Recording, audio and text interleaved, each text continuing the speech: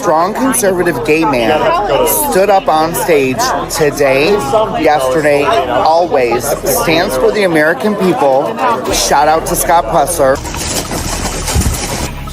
I got a lot of people coming at me saying that I sucker punched Bryson Gray last night. First of all, that is allegedly. Second of all, there's no such thing as a sucker punch if you do it from the front. Oh my ball! Like, I just knew that guy was a cunt to a friend of mine. And that brings me to my final point. A lot of people out there are getting really upset with me because I defended my gay friend. Look, this is why I'm not part of the fucking hard right or the fucking America First right. I'm America First, but you motherfuckers have hijacked that slogan and turned it into a fucking excuse to be a bigot to everybody. And I'm just not like that. I mean, I'm more like a moderate. I'm a misfit. Yeah, that's why I named myself like that. I'm not part of your stupid little fucking clique. And I don't care how many followers or how many bots you got. I don't care how many of your supporters you've brainwashed into attacking me. I don't care if you take the account down, mass report me. I just don't give a fuck. I can't be canceled because I work in construction. I'm not doing videos on the internet. Okay, sorry. I think everything just froze on me. I don't know what just happened. Are you guys there? I'm here. I'm here. Okay. I can't see anything. All I have on my end is a black screen. It looks like everybody can still see you guys. So I'm just going to step out real quick. I've never had this happen. I'm going to leave the studio. I'm going to jump back. we broke the show. Are we actually streaming? Because I saw the intro. You guys are on, but Yeah, it we're just on. like everything shut down. So hold on. I'm going to jump out and back in. Okay. This is awesome. All right. Well, No, right. I guess. welcome to Sarah's show, the Raging I see her. Patriot. Yeah, I see her too. Yeah. It's not even So- letting me leave. She's well, I mean, you could just pretend, like, you could just sit there and just do the show. I have no idea what's going. It won't even let me click the button. Oh, Boomer Tech. Ouch, James S. Boomer Tech. We're not that old. Let me try to Come on, refresh. man. I'm just going to exit. Okay, you guys will be fine, I think. If it'll let me exit. There she goes. Man, James, that hurts my heart, man. Boomer Tech. Sarah can't be that much older than me. I'm It's a gotta- solid mid-30s. Yeah, me too. Well, I'm more late now. But it's like the tech bro argument over fucking the tech bros versus the non-tech bros. Okay. Yeah. See everything now. I apologize to the viewers and gentlemen, to you. I owe you a good show, and that one just got butchered entirely. But I believe we So are this is live, right? This ain't pre-recorded. we are live. Yeah, no, we Yes. don't do pre-recordings. We let the chat in. And speaking of the chat, Finkel coming in with the big 50 to start us off. Last year, there were more people unalived by automobile accidents, heart attacks, lung cancer, and natural causes combined than any one tomato. Thank you, Finkel, for starting us off good and strong. And ladies and gentlemen, welcome back to another Moderator Monday. I am Sara, the Raging Tomato, bringing to you live these two fine gentlemen to debate should Christians speak up against homosexuality? Hard question. Lots of hard words here. We're going to be very gentle with how we operate around this topic, but I know the men are going to do just fine. Up and to my left, I have Joe Mobley. And then also I have the Misfit Patriot, a newbie to the Tomato Show, but I hope you all give him a warm welcome as well. Gentlemen, I'm going to go ahead and let you start with your opening statements. Joe Mobley, to you. Hey, everybody. Joe Mobley, host of the Joe Mobley Show, the original uncloseted conservative. And maybe we'll be mostly in agreement. Maybe this will go off the rails because I say naughty words or whatever. Not naughty words, offensive words. But based on like the clips that we just saw, and yeah, I know there's clips of me out there too that look ridiculous. I would say a couple of things. If we're gonna call ourselves conservatives, and my opponent takes some issue with how the right or ultra right or whatever has co-opted things and turned into bigots, I don't think that's true. I think bigotry historically is known as an unwillingness to hear other points of view. I also think I think that you're not aware of this, but I think because you're willing to use violence or threat of violence to suppress opinions that you don't agree with. I don't think that you're aware that that's an extremely fascist tendency, apart from means of production and state ownership and how much government control is dialed up. One of the chief tenets of fascism is snuffing out opposition with force or threat of force, or exiling it out of the society. And then the third, last point, Christians, if we're Bible believing Christians, I don't care what denomination, yes, we're not under the law, but Christ didn't come to fulfill or replace the law. So we got to be able to share. We're not free if we can't share our thoughts, opinions, and beliefs. We got to be able to say things like, hey, homosexuality is an abomination. But also the crap that I do it's not an abomination, but it's terrible. It's just as bad. The wages of my stupid crap is sin as well. And me and the homosexual should be thrown into the lake of fire, but for the grace of God. Anyway, I think I went over 3 minutes, but that's all fine. I got You guys by are good. way of opening statements. Thank you. And to you, Misfit Patriot. Yeah, no, it's like I wrote the word fascist. I know we're not in the debate yet. Just wanted to set this up before we get into the debate, just to avoid any confusion. Did not slap Bryson to silence him at all. Just slapped him because he insulted a friend. Actually had nothing to do with gay people at all. If you were to call a female friend of mine a whore, I'd slap you. And yeah, it's a sin. It's violence. But that's just to start off right there. But no, I'm the Misfit Patriot. My name's Zach Bonfilio, San Antonio, Texas. I have a show on Rumble Tuesdays through Thursdays at 7 a.m. and that's Central Time, called TMP Uncensored. That's the channel you can follow. Wednesdays, sometimes I'll do a show with Sean Farrer. She's the guy that does the funny Trump impersonation. And yeah, I'm on X and Instagram as well under this name right here. Yeah, like about me, I think that there is a movement in the conservative, Republican, right, whatever you want to call it, that is more of like a Christian fundamentalist extreme version of MAGA, and I call those people out. I think that they are a cancer to the party. I'm not trying to silence them. I don't think their accounts should be banned. But at the same time, there's this famous quote from Mike Tyson, internet's gotten you people really comfortable with talking shit without getting punched in the mouth. And every time somebody shares that meme, you guys all just go like, yeah. And then nobody does it in real life. So that's what really happened. What happened was the internet has gotten you people too comfortable without getting slapped in the fucking mouth. And I grew up in Boston. I grew up fighting. I grew up hard. And it has absolutely nothing to do with fascism or silence or anything. It has to do with respect.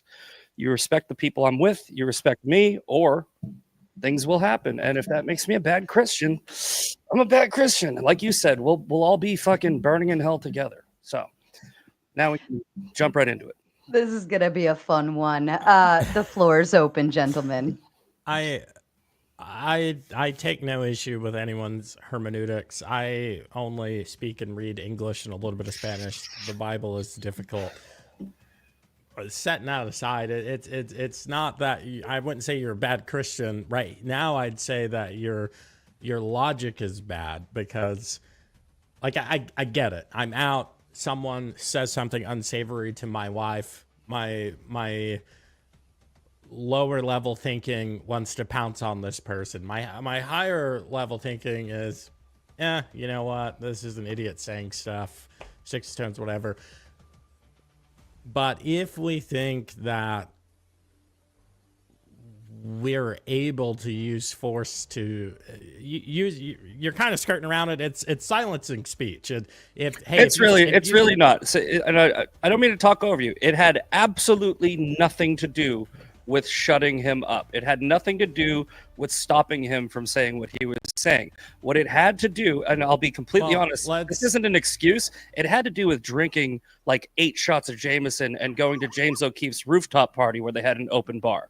That's what it really had to do with. The way that we can see if this is true is let's put this in the Hume formula of, you know, is and ought. Ought someone, should someone hit someone who's saying the sort of things that Bryson said? Or if I said, and this is funny because I think this is about conservative Ant because he's also a friend of mine. Scott Pressler and I had coffee here in Loudoun County last time he was here. Yeah, best man at my wedding was gay. I looked at your page and I was like, why does this dude want to debate me for standing up for one of my gay friends? Because I looked at your page and I saw Scott Pressler right away. Yeah. And I'm like, wait the fuck 1 minute. But the basis of my relationship with my gay friends is not our sexuality. And, you know, my sister, one of my best friends in the world, she's a lesbian. The basis of our relationship is different stuff. If ever someone wants to talk to me about those same people, hey, what do you think about this part of me? I would say it's an abomination. You need to repent, turn away from it, or there are probably some serious doctrinal issues. Can I ask you a question? I really want to. I always ask this question for when people make this argument. Do you have any friends that are overweight, like really overweight? Do you have friends that are overweight? Yep. Okay. Do you tell them that they're an abomination for the sin of gluttony? Do you focus on it? I don't tell them they're an abomination, but if you don't tell them but if you don't tell them that they are an abomination because it's a sin of the flesh, they are destroying their temple, whatever. Why is it that the word abomination comes with gays? Is it because of Sodom and Gomorrah? Is it because it's in the Levitical law? It's the actual word used in Leviticus. Well, a deadly sin is obesity based off of gluttony, or even people who drink. If you have a friend that's an alcoholic, if you have a friend that's an adulterer, right? If you have a friend that commits these sins, and I think that you already covered this, right? Where it's like, okay, we are, according to law of the good book, then a lot of us are committing sins that are basically condemning our souls. But then with the new and everlasting covenant, Jesus came down, he died for our sins so that we would actually have a shot of getting into heaven through simple, repentance and believing that he is our Lord and Savior. I know that that's a little bit of a, bastardized way of putting it, but what I'm saying is the fixation, right? And I'm not saying you. There is a fixation. I know what you're saying. And there's a fixation with homosexuality. And that's my problem. Is homosexuality, the act of it, a sin according to the Bible? Yes. I never said it wasn't. I think this is a tone policing thing. I think the thing that's got you flared up is the particular word abomination. It does, because it's got a certain stigma to it, because it's saying something is unnatural and that's what I was about to say. What about these other things? Yeah, but it's also unnatural to eat your fucking self into a fucking heart attack. It's unnatural. It is, and I drink a shitload when you don't need to. It's unnatural to do the same pointed comments toward those friends. Well, I hosted a Bible study. I was at it last night. Yes, but abomination is not something that you say to your fat friends. That's my point. Because it's not conflated in Leviticus or anywhere else in the word. That particular. Now, me myself, I don't say abomination, but I would say to all of my gay friends, all of my fat friends, all of my friends who, if for some reason I know that they're adulterers, cheating on their wives or whatever, I would say, hey, man. I usually, maybe this is bad, I usually use homosexuals as the group that I'm saying, hey, you're no better than them. You're sitting here and your flagrant sin, you're not struggling with sin, you're snuggling with it, and then you're out here saying this thing about this gay person, and I'm like, you and him are the same. Okay, so but do you think that gay people can get into heaven? Oh man, that's tough. I think no. I'm glad that I'm not God. I do a terrible job. But do you think I have to believe Genesis? I think it's 126 or 226. Will not the judge of all the earth do what is right? But do you think that liars can get into somebody who lies, who hasn't repented of lying, and they die a liar? Do they get into heaven? I think unrepentant sinners do not get into heaven. So nobody gets into heaven unless they repent. Okay. Now Jesus, I believe, directly condemns lying and dishonesty 7 times, right? Yeah. The only word of Jesus we have for condemnation of homosexuality is through Paul. Paul never even met Jesus. It was through a vision, right? So Jesus had all this time when he was up on the mountain talking about this, and this, and not one time did he bring up butt fucking. He didn't care about gay people. He didn't care about bringing that up and making that a poignant argument against sin. He talks about lying. The Bible talks about a bunch of other sins. This is a Eating, terrible argument. This argument is the excluded middle. It's not a terrible argument. Eating shrimp apparently sends you to hell. And Really? Yeah, it did under the old law. Under the old law, exactly. Yeah. So all of the arguments for gay could be now hear me out. Could be argued under the old law because it was Moses with the burning fucking bush and shit like that. It wasn't Jesus Christ who said gay people are committing a mortal sin, an abomination. Jesus never directly said that. So I'm gonna guess, based on the framing of this argument, that you're a type of Protestant. No, I'm a Catholic. Really? Yeah. Man, this like 10, 20 minutes with you is just the wildest thing already. Yeah. No, I was born and raised Catholic. Now that being said, I have moved away from the Catholic Church a little bit. I started going to a non-denominational church, and I feel more comfortable there. Well, I would go back through. I go to a Baptist church, not a hardcore Baptist. Oh, you're one of those.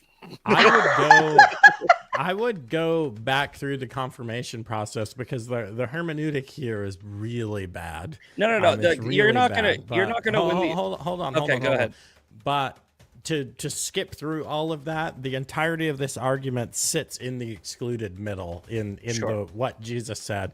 And I'm going to be frank, because I've done a lot of debates. I'm not going to argue against something that violates the third law of logic. We've got to make the identity claim, A is A, or we've got to make the non-contradiction claim, hey, this thing is not that thing, which is in line with the good and ordered universe that even the great philosophers, who none of them were Christians, all of them are in hell, but they reason through, hey, we can know these things to be true because we're not. I almost said the R word, Sarah. I think that is a TOS.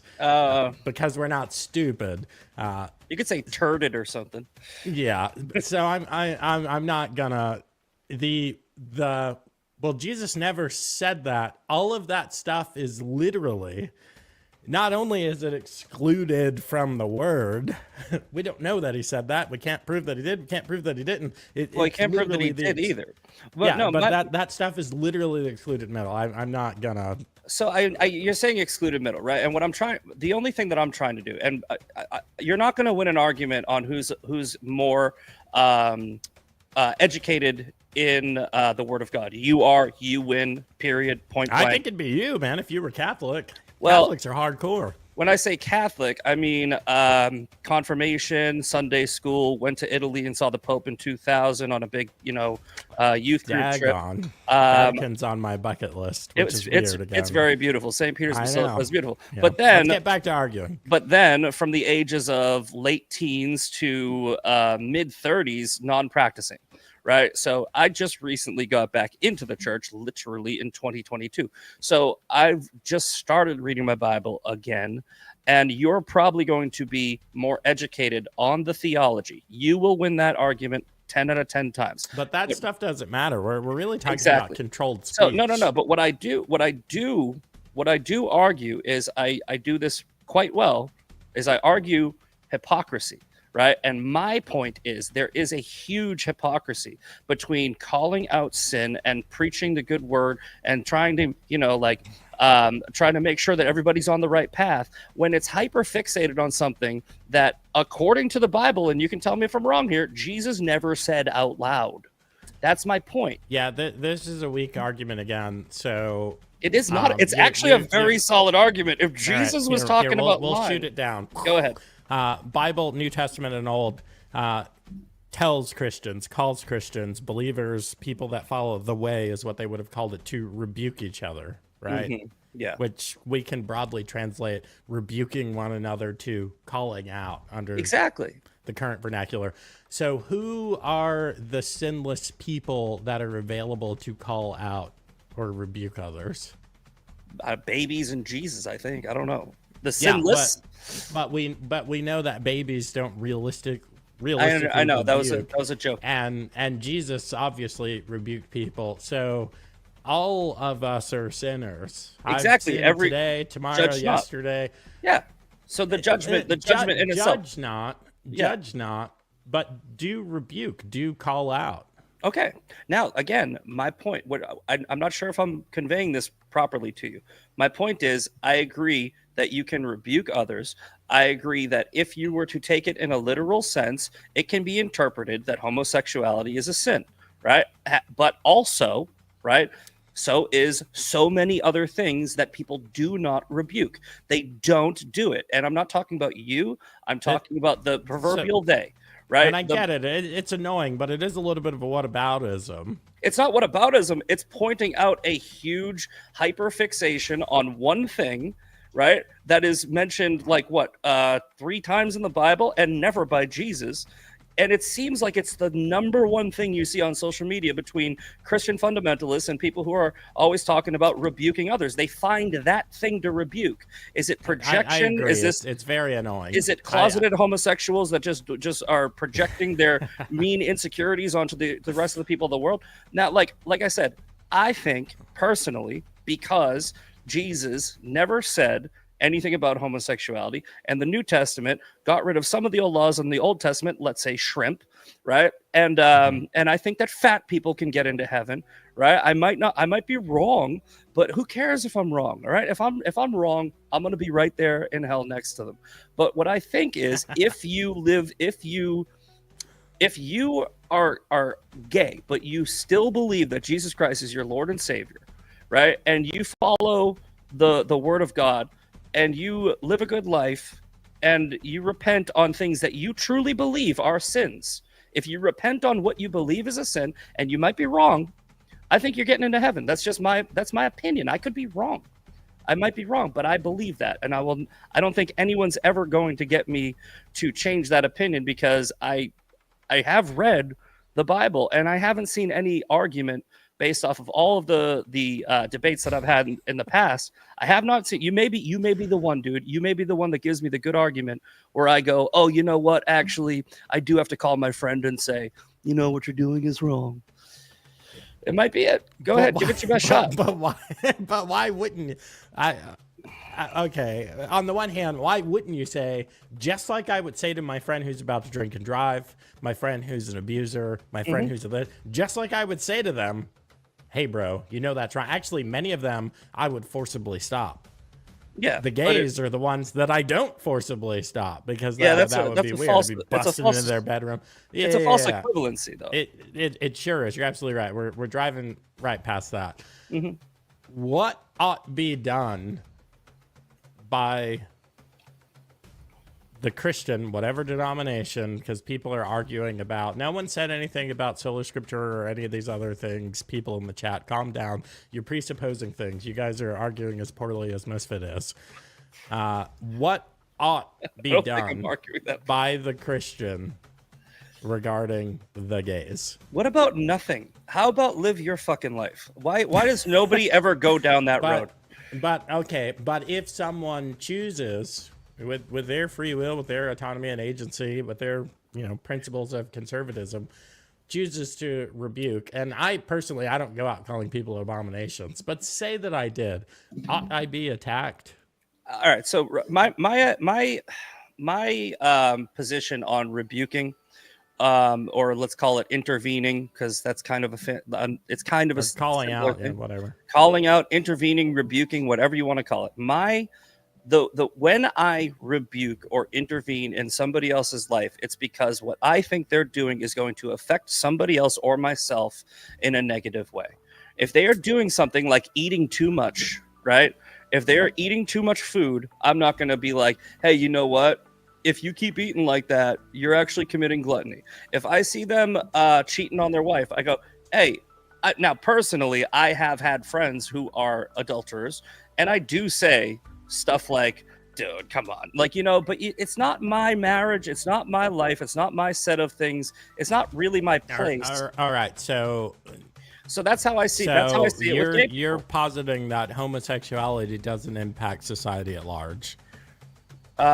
Just homosexuality, no. The trans kids and all the other stupid stuff that is completely separated from just being gay and being in a gay relationship, that is completely different. So you don't think there's a correlative relationship between disordered ways of living or giving into your disordered proclivities and society at large? Again, it goes back to, you can find that connection in everything. If a guy is cheating, single scientist in the world or philosopher in antiquity who doesn't correlation doesn't equal causation, though. Like if you have a friend that's unfaithful to his spouse, right? And you don't rebuke him, right? Does that silence create a culture of adultery, right? That's the way. You can just swap out gay for adultery, gay for obesity, gay for whatever, right? You can swap it out. Talking back to your parents. Those things absolutely create disordered societies. This is why we need to bring back shame, actually. We need to shame the fatso and the homosexual and the adulterer. But and again, the crooked, con man that is a contractor that doesn't do the work they say. We need to publicly shame all of those people. We come back to one major distinction where we are not, I don't think we're ever going to agree on this. Is it a sin, right? And you are going to say yes, and I am going to say I don't know, right? You're going to say yes, you're going to say you're 100% sure, and I'm going to say I'm not 100% sure, right? Because again, but I don't even care about that aspect. I care about when I do think that people should be doing these. I will make a prescriptive claim that people should do this, and I'm asking you, based on you got into the fight and things were said, but I'm asking you, is that what should be done? Physical violence or threat of violence. The physical violence, again, not an excuse, but if I was sober, that probably wouldn't have happened. And again, that was gluttony.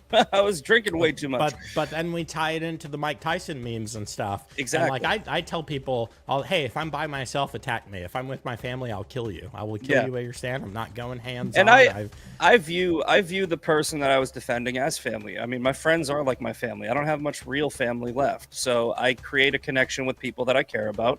And if you insult somebody, especially right in front of me, I'm going to look at it like you just insulted them right to their face. I let my emotion take over, and I slapped that kid fucking 3 feet off of his bar stool. That's all I did. I backed up. Right, he fell down. I backed up, and I was like, shit. This started inside. This is I slapped it. This started inside and went outside. Yeah, it sounds like you guys hear the whole story. You guys don't even know what happened. Oh, sorry. So I just saw the outside video. So here's what whoever recorded that did you guys dirty? I will say it took me so much research to figure out what Joe was talking about, and then backtracking it through your Twitter and figuring all right, so here's what happened, right? And maybe after I tell you exactly what happened, I don't think that you'll agree with it, but maybe you'll at least understand it. My basic question's still not being addressed, but well, I'm sorry. I want to hear the story. I have ADD. I'll circle back to it. No. We got back to the lobby bar of the hotel, and I was pretty trashed. There were some friends around that were friends of my gay friend, and they were hanging out, kind of not really hanging out like friendly, but hanging out with Bryson. And my friend was like, this is a guy that thinks I'm a fucking abomination. I'm just going back to my room. So I went over to them and I was like, hey, if you guys are real friends, you'd probably walk up to him and call him a cunt. And they go, well, why don't you do it then? And I go, okay. So that's what happened. I walked up and I called him a cunt. And then he was like, yeah, well, your friend's an abomination. And I let my emotions take over. I slapped him in front of 4 of his friends, and they freaking jumped up. They all tried to surround me, and security separated us and brought me outside. And I went back to my Airbnb. They were trying to chase me down the street. I wasn't about to fight 4 people at the same time. So I went back to my Airbnb, and then he sent me a message saying if I didn't come out and fight him in a field, he was going to sue me. So I said, you're not going to sue me, but if you really want me to fight you, I'll come outside. And that's when that video started. And I told him I didn't want that on the internet. I was like, I don't want to fight you and put it on the internet so you can get clicks. If you want to fight, I'll fight you. And then he ran away because his balls hurt or something. I don't know. Now this is also interesting. Yeah. Here, let me drop this in the other chat. Cool story. The question is, and what was I your wanted to put question? it out I here because forgot. I didn't want to forget it. Should opinions that are counter to your own be shut down through violence, which is a basic definition of fascism? No. Or should we just let people express their beliefs, even if they're saying, hey, these homosexuals are an abomination, or these fatzos are an abomination, or these adulterers or whatever? No, again, that didn't have anything to do with speech. He should be able to say that as much as he wants. He should be able to scream it from the rooftops. If you say it what in front about of, if you're saying it against your friends? then I slap you. That's the difference. The difference that you're conflating two things. You think it's about speech. It's not. It's about my friendship. It's about loyalty. It's about the personal relationship I have with that particular human being. If he was just talking about gay people, if he was talking not about anybody that I know, but about gay people in general, I would not have walked up to him and slapped him. Okay, that changes things a lot. So he wasn't just saying, but he's calling out an individual. It's about the individual. It's not about. It's not about my friend being gay. It has nothing to do with my friend being gay or his stance on my friend being gay. It's about the fact that I have a friend that he upset and he disrespected in front of me. That's why that fight happened. It has absolutely nothing to do with speech. I will tell you, this is an interesting debate. I used to listen to a lot of Michael Knowles. I don't so much anymore. You have a lot of internal turmoil. You have a lot of intellectual turmoil with your thoughts, opinions, and beliefs, and you can't that like. I mean, the gas. I don't like. I don't like gaslighting. All right, so listen. I don't like gaslighting. No, if you're gonna tell me, people if you're gonna tell me attack my friends, I'm gonna attack them. That's I grew up in a different place than you. I grew up in a different place than you. I grew up where. You want to know where I grew up? I grew up in one of the most violent places in America. I don't mean a place geographically. I don't mean that. I mean I grew up in a different place than you. Like where this is the way that I was raised and where I was at. You threw hands, right? I'm 39. How old are you? I get it. 35. Yeah. And when I moved to Virginia, it was the weirdest thing that they talked all this trash because I was the kid. They said one thing at the bus stop. I threw down the big bag and threw hands. And it was like, hey, this is what we do where I'm from because people don't say that. But now as a man, I put those childish things away. We can't subjugate ourselves to these lower. That's an impulse control issue. Oh, I'll agree with you my there. Friends and someone says something about one of my friends, I'm not jumping off the bar stool and fighting. I'll agree with you mostly, right? Where it's like it really is one of those things where you have to make an internal decision whether or not what somebody said about you was enough where you need to check them, right? Now, like I know you can't judge it based off of this fight because that wasn't even a fight. That was a drunken squabble. But I trained Muay Thai for 2 years, right? And when I was training fighting, the rule was if you got into a fight outside, then you were kicked out, and I never did. Right? I was able to have that impulse control when I was training, because I also wasn't drinking. My mind and body were in a good place, and not to make it a pity party or any excuse, because it's really not. I stand by what I did. But my mom's got a terminal brain tumor right now. I got a lot going on. I was out drinking. I just had gone from seeing her, putting her in a care facility, on flights, tired, drunk. He said something, and yes, it was impulse control. So I think that in a different scenario where he said the exact same thing, that wouldn't have happened, but it did, and I'm not ashamed of it. He said something that I think in that circumstance was worthy of getting a slap, not silence him, just a slap for being disrespectful. That's what happened. And I mean, you can talk in generalizations of you shouldn't hit people. I agree with you, you shouldn't, but I did. That was the situation. Like, it's not like I'm sitting here defending the morality of it. It was a fight, like, which I don't have any shame for, because, again, if you were to say that about a female friend of mine, let's say I was with a female friend, and he was to go like, "Oh, your female friend's a whore," I would have done the exact same thing, sober or not, right? So I grew up in a time where it's talk shit, get hit. That's where I grew up. That's how I grew up. That's the way I probably still am. I will clearly still am. But you agree that society ought not be run that way. Oh, no. So don't ever, great. do not ever model society after me. I am the worst person to model it after. I am not a good person all the time. I'm not even a good person, I would say, 20% of the time. Or sorry, 80% of the time. 20% of the time, I'm a huge piece of shit. And you should never model after the 20% or the 10% that you see. But also, you guys are going off of a clip that you saw on the internet. You don't follow me around with a camera every day. You don't see what I did today.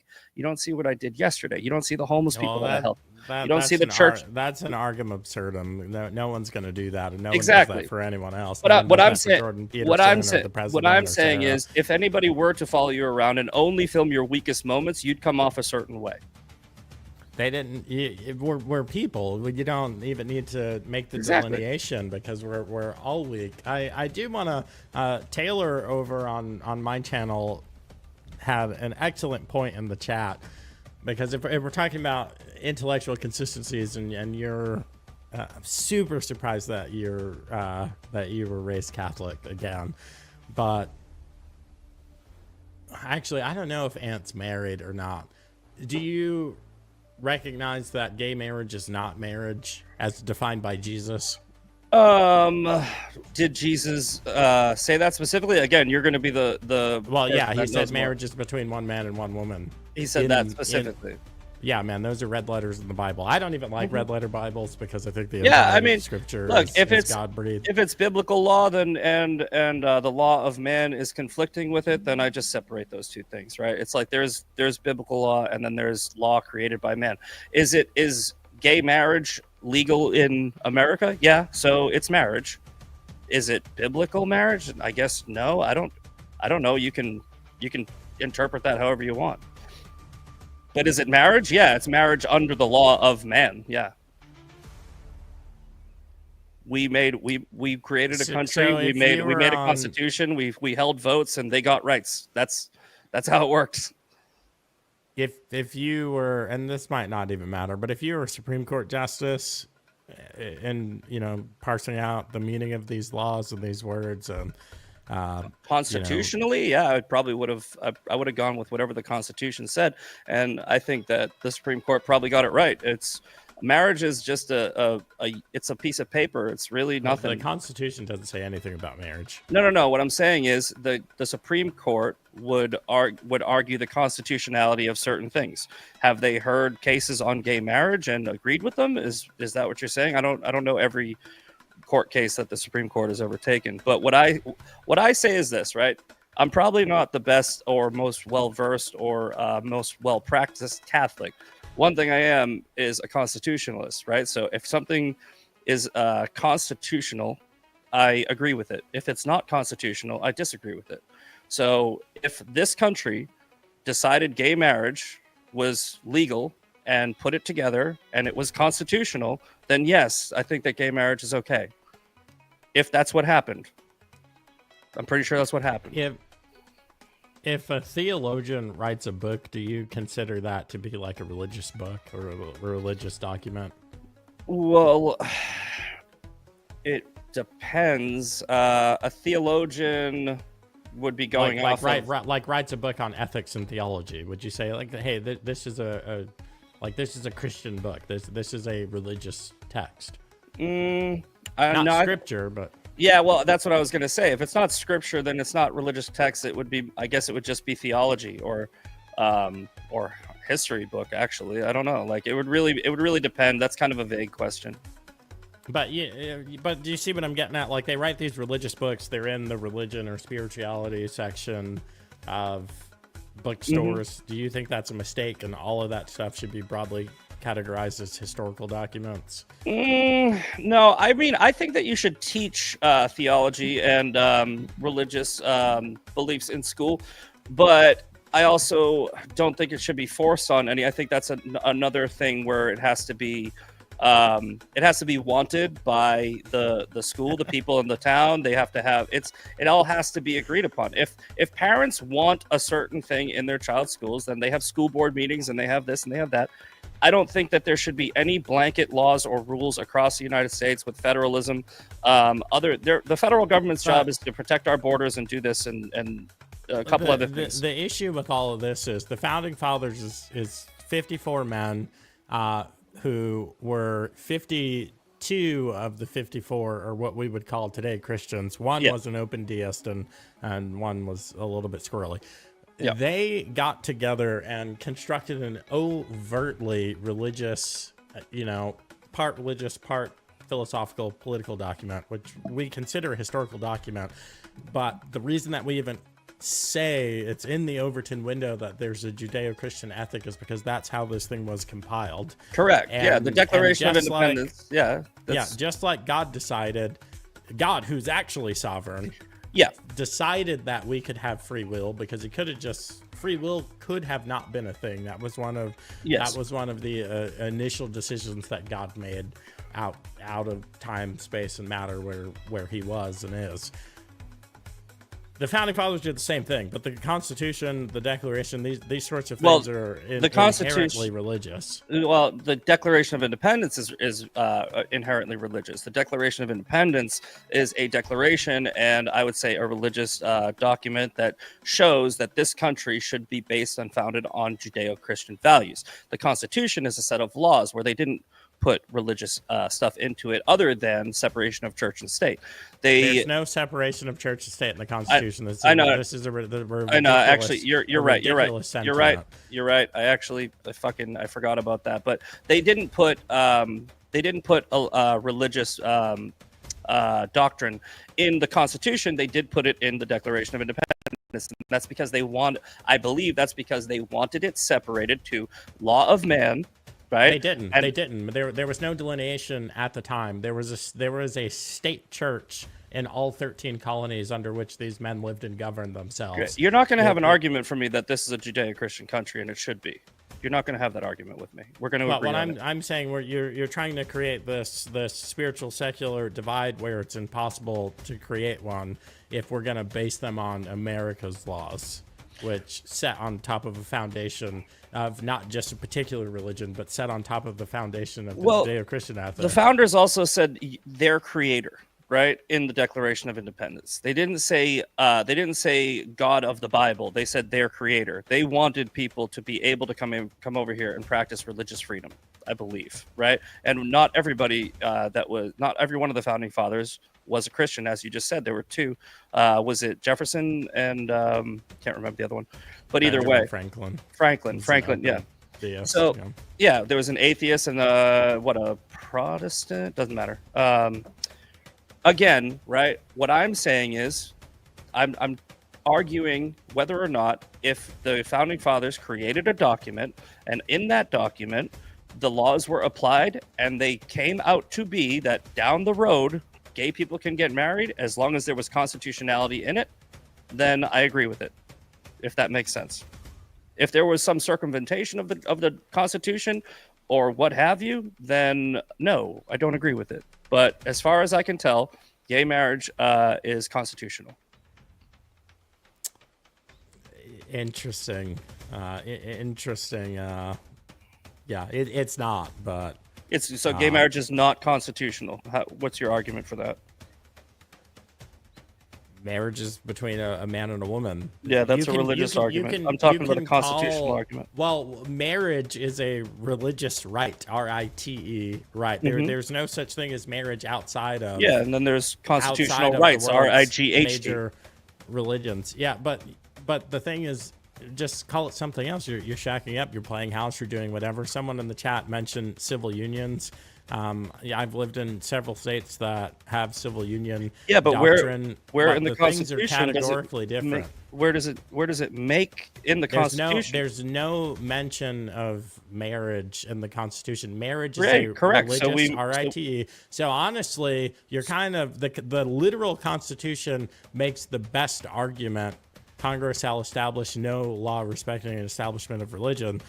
Yeah. That's the best argument that marriage I'm should sorry. not be a governmental thing at all. Yeah, The that's what licenses- when I said separation of church and state, it was a complete brain fart. That's what I was trying to say, by the way. No. I get what you're saying. If you cannot make a constitutional argument against gay marriage without bringing up religion, right? Then it is constitutional. Period. There is no argument for constitutionality of it's what God would have wanted. That doesn't work. It just doesn't. I feel like we've just gone around in a loop. I just made the argument because marriage itself is a religious institute. It's something that is only done You in. just did it again. in- Like you just did it again. Is it constitutional? But we realize. Hold on. Pause. We realize that religions are older than the Constitution, right? Yeah, This is no, not a chicken that's a and law- egg situation. So that's a law of God.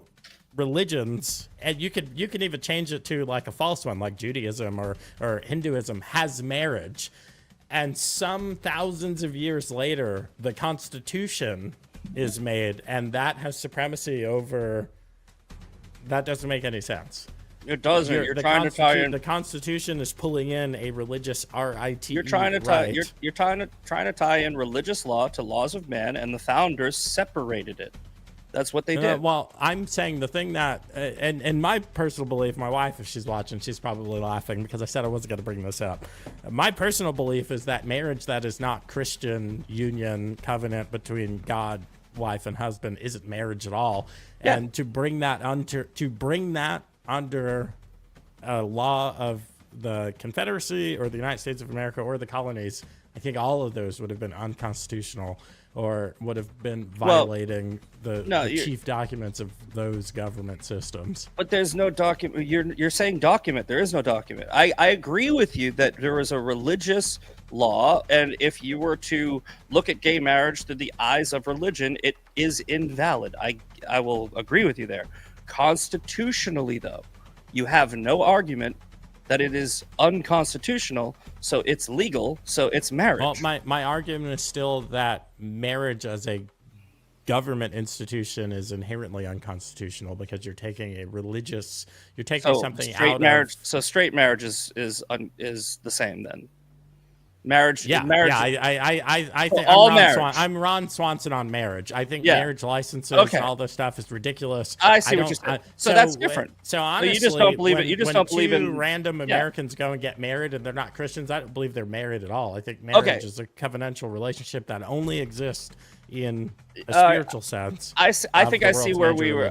I think I see the divide there. Okay, we were talking about. You think that all marriage is based on religion, and therefore any marriage because that it is. Yeah. Hold on. That's the only place that marriage exists is in any religious marriage. context. Any marriage outside of that is invalid. So then you don't believe in any marriage that is by man, by decree of man, right? So husband and wife go to a clerk at a courthouse and get married. You don't think it's valid. It doesn't matter if they're gay or straight or whatever. You just don't think it's valid. Okay, then you are. Which is the only thing that I said I wasn't going to bring up tonight because it's one of my crazier beliefs. You are free to believe that, but I would argue that it's constitutionally valid, and therefore it is the law of the land, right? It's this land's law. It's not. But I would still posit that it violates the First Amendment. And Congress shall make no law respecting the establishment of religion, because marriage is one of the quintessential establishments of religion. We're gonna get into the weeds here, but all right. So murder is illegal by the law of man and the law of God, right? So you can't. Thou shalt not kill, and murder is a law of man that we made illegal on top of that. Are we in agreement? Right? But there's no such thing in the Bible as drug possession is illegal under the laws of God, right? Like you could biblically have heroin in your pocket. Like it's Do you see what I'm saying? I'm trying to separate it, and you're trying to tie it together. Well, you called me out earlier for that. That's the quintessential false equivalence you just made. Drug possession or doing drugs is not. Well, just possession, just having it, just holding it in your pocket. Well, drug possession is not a religious right. Yes, I understand that. What I'm saying is, was there a law that was created? Either way, like I said, we were going to get into the weeds.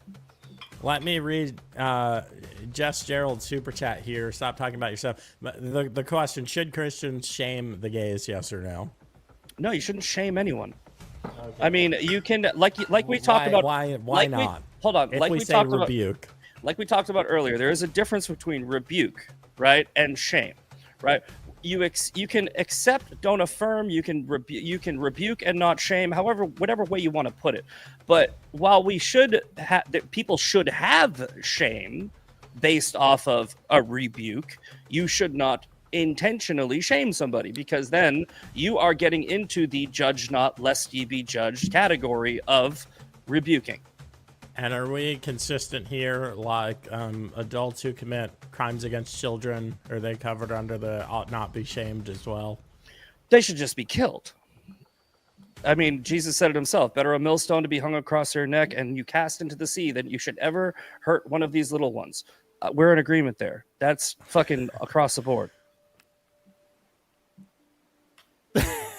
No, we're not. We're not in agreement, because the same punishment is divvied out to gays by God. There's no separation. Separation between God the Father, the Holy Spirit. We already went over this. Jesus. Not in the New Covenant. We already went over this. We're not going to agree on it, but we argued it. That's a bad hermeneutic. This is 3 in 1. The same person that says this is what ought be done with these people. We both agreed. We both agreed that under the new covenant, old laws, old rules, old norms, right, were washed away and thrown out. Correct? No. Under the now, so, if I agreed to that, I did so you not still can't mean eat. to, So you still can't eat shrimp. You can't eat shrimp. We're not eating shrimp anymore. Do you ever eat shrimp? Have you ever eaten shrimp? Me, I don't eat seafood at all. Okay. But if somebody eats shrimp, they're going to hell. I don't think so. You don't think they're going to hell? This is a bad hermeneutic because of the law of first mention. Well, no, but that's what I'm saying. Under the Old Testament, people who would eat shrimp would go to hell, right? Then through the Israelites still believe it, but then the Christians, the New Covenant, don't believe it. We have changed that based on some fucking arbitrary New Covenant fucking rule change, right? So if you're going to do it with that, you have to do it with homosexuality. You have to do it with everything. You can't just cherry pick. Well, because you can't cherry pick what you want to be a sin. A sin is a sin is a sin. They're all equal, except for obviously hurting children. What God? What? No, not obviously. Hurting death, period. Hurting children, I believe, and you're gonna have to help me out with this because I can't remember it. I believe that was one of the few that Jesus specifically spoke out against. This is your Catholicism coming in. There's no grading of sins. God is the only thing in the universe that is holy, perfect. Correct, and you're a Baptist. I'm a Catholic. Everything else is. It's like that's and everything else, the punishment is the same. It's hell. It's cast into a lake of fire. That's why I said to you. Well, hold on. Did you cheat on your wife or did you mess with the kid? Exactly. So that's what I'm saying. You believe, as a Baptist, you believe that, right? The way I was taught is there are levels, right? But as I also stated, right, the Catholic Church, it's not necessarily in my adult life something that I really I'm leaning more towards non-denominational, right? Where Jesus is king and we're following a different path, but I just started on this journey, so I don't even really know the rules of non-denominational. So I'm speaking off of my old Catholic school shit. So again, when I said that you're going to kill when I said that you're going to kill me on theology, you're going to. I'm not going to sit here and try to pretend to be educated and in that regard. I will argue whatever I can, and I will tell you what I can't. All right. Well, I still can't make heads or tails of this. So where do we go from here? Well, I mean, go ahead. Oh, Go ahead. I kind of wanted to ask a little bit more about the MAGA movement that you were mentioning in the beginning, Yes. Misfit, and how you feel like there's a hard right that is a little too Yeah. much on in one way. If we wanted to go down that road, No, I would love um, to actually, because it's okay. it's a really big problem, and it's what I've been talking about it for quite some time, year, probably 2 years. There's this small, it's very small, right, movement in the conservative movement, but there's a lot of big voices in it. Like Candace Owens is one of them. You got the Jake Shields, the Nick Fuenteses, the people that say Christ is King, say it back, and they've grown a following, and they have created some like an anti-Semitic, superiority, and Christian fundamentalism that I think is toxic to the movement. I think it paints us all in the same light because they're using MAGA, right? They're Trump supporters, but they're also virulent anti-Semites. Now, a good question for Joe, I think, would be, do you believe that the Jews are our brothers and sisters under Christ, or do you believe that they're evil people who say that Jesus like is yourself boiling if they too? don't affirm the Trinity, that God the Father, His Holy Spirit, and Jesus, His Son, are all the triune God, then no, they're Okay, not. so what do you make of Genesis 12:1-3, where it says, I will make of thee a great nation, and I will bless all that bless thee, and I will curse all that curse thee. God, who is all-knowing, who exists outside of time, who does not make mistakes, blessed them, and said that they were blessed, and said that he will bless people who bless them and curse people who curse them. How do you reconcile that? Yeah, this is like super low hanging fruit. There are a ton of Jews who followed and believed the Messiah that Jesus was the Messiah. Mm-hmm. I would say squarely and obviously those are the people who are experiencing, and later on in are we already there? This is the Abrahamic covenant. Yes, the Abrahamic covenant. So those people are covered under that, just like we would be, even though I'm not a Jew in any way. So the descendants of Abraham are essentially blessed, and there are some Jews that you believe are not. Is that kind of what you're saying? Because that's the Abrahamic covenant. The Abrahamic. No, I would say this is funny because this you've gone further back than Leviticus, but Yeah, these I'm are in some Genesis. of these things. These are some of these things that change, just like you were just arguing about the shrimp But you just said they don't change. definition of That's man. my point. It's like you got to make up your mind. Does it change or does it not change? In so far as hermeneutics go, the law of first mention is still in order. This is what God said originally is what He intended. He's still sovereign. He's still. Yeah. I don't want to get into a debate about what free will or determinism or any of that stuff. Sure. But that's clearly covered in this. God knows that, hey, you Jews are going to hell. Like, even while I'm saying, even while I'm making this Abrahamic covenant about I don't even want to say the nation of Israel, because he knows that so many of you are going to fall away. You're not even going to believe when the Messiah that we've been prophesying for hundreds of years finally comes. You're not even going to believe that he is the Messiah, and you're going to be done, and you're going to die in your sin and go to hell. So the Abrahamic covenant, right, which would apply according to the covenant, right, to the descendants of Abraham, the people that created the land of Israel, with his grandson, changed his name to Israel, and fathered the 12 heads of Israel, right? Those people who are still around today and practice as Jews, right? Those people would be blessed, correct? I didn't follow this at all. I feel like we're doing an Old Testament chess match. Well, it's not. It's not a trick question. I'm not trying to trick you. What I'm trying to find out is the way that you feel about the Jews. If you think that they have their religion, they are valid to have their religion, right? Or if you think that the only people that get blessed by the same God that we both believe in would have their own version of whatever faith and religion that they want. That's all I'm kind of saying. To put a fine point on this, because while I believe that there are Protestants, Baptists, and such that are going to heaven and hell, there are Catholics and Orthodox. Yeah, like they don't believe in hell. That are going to heaven and hell. There are and we've said it a lot, Sarah. Apologies if this got your channel dinged, but of practitioners of Judaism, if they're Masonic, Messianic Jews, have a chance. Just like, well, I don't think that they're getting. I don't think that the Jews I'm referring to. Done. Well, no, I don't think that the Jews I'm referring to are getting into the heaven that you are referring to. But God blessed them, and He doesn't make mistakes. He blessed them for eternity.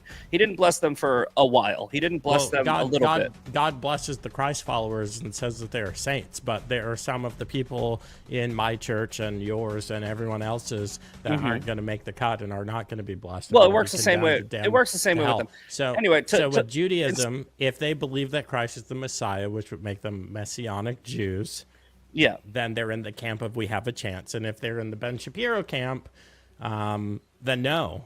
So yeah, I kind of see what you're saying. What does this have to do with anything? Are you just like, hey, no. I was just about to move into it, right? So with these people that I was referring to, we got a little in the weeds.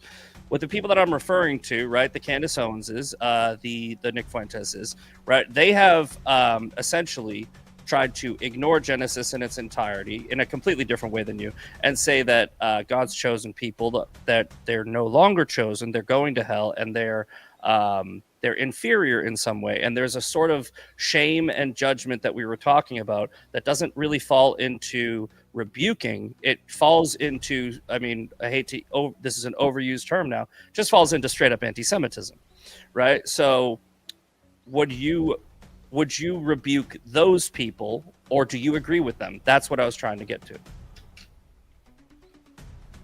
I would rebuke them because that's bad theology. Correct. Doctrinally, that's bad. I'm not. Yeah. All right. I'm not getting into fights with any of them, but I would just No, say, hey, that's based fine. on my study of the scripture, I think you missed the boat here. Thank you. That's all I wanted to get to. I know it took a long time to get there. If Candace is talking specifically about if she's doing a personal pointed attack at Ben Shapiro, then she happens to be right. But has she gone a little bit crazy and is? Yeah, she just talks about the USS Liberty the whole time. So again, right? Like what I'm saying is, when you have people when you have people that are sort of tied to you, whether you like it or not, because they claim to be Christians and they're saying Christ is king and we're Christians, and then you're a Christian and I'm a Christian, and those people are out there talking about how the Jews did 9/11 and Israel is not the Holy Land and blah blah blah, this, that, and the other, right? Do you see the problem with that, right? It's like they're kind of it's kind of like, all right, with the gay, there's regular gay people who are just gay conservatives, and then there's the LGBTQIA plus, where certain extremists in their community, whatever you want to call it, make them all look bad, and that's why there's, gays against groomers, right?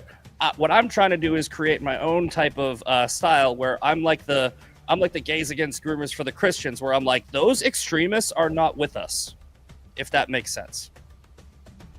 The Christian fundamentalist extremists that are screaming about the Jews all the time are making this whole party look bad. They are not with us. That's my goal right now. So when I see somebody like Bryson Gray, who I put in their camp, right, where it's like the gays are an abomination, and he's just constantly screaming, and he's a hypocrite, by the way. He fought me on a Saturday. He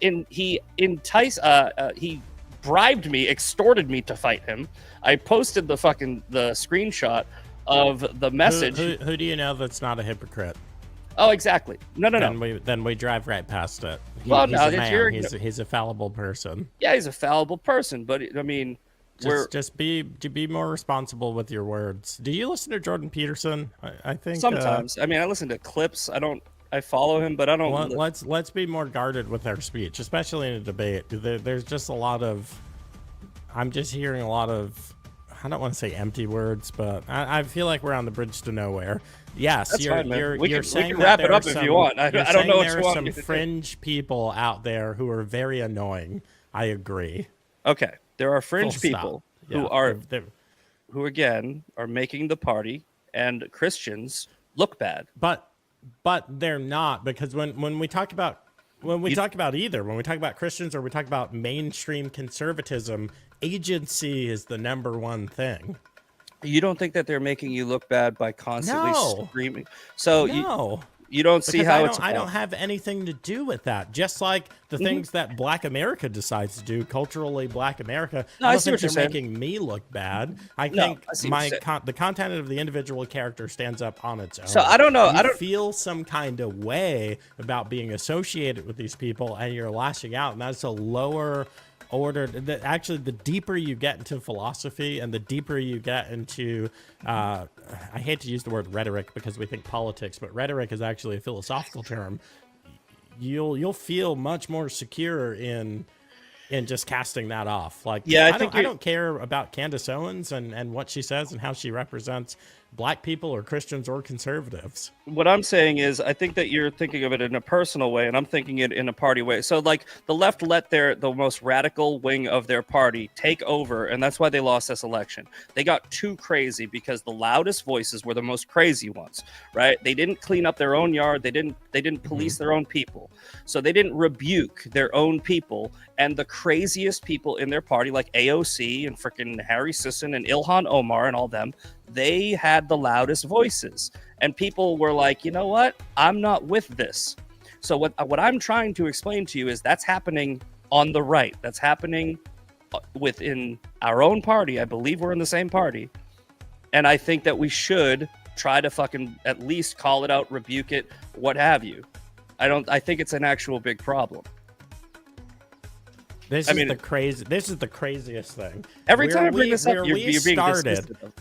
We started. No. This is the craziest thing, because where we started was, this is God's revelation to you as a believer, who tells you to rebuke things, and you said this ought not be done.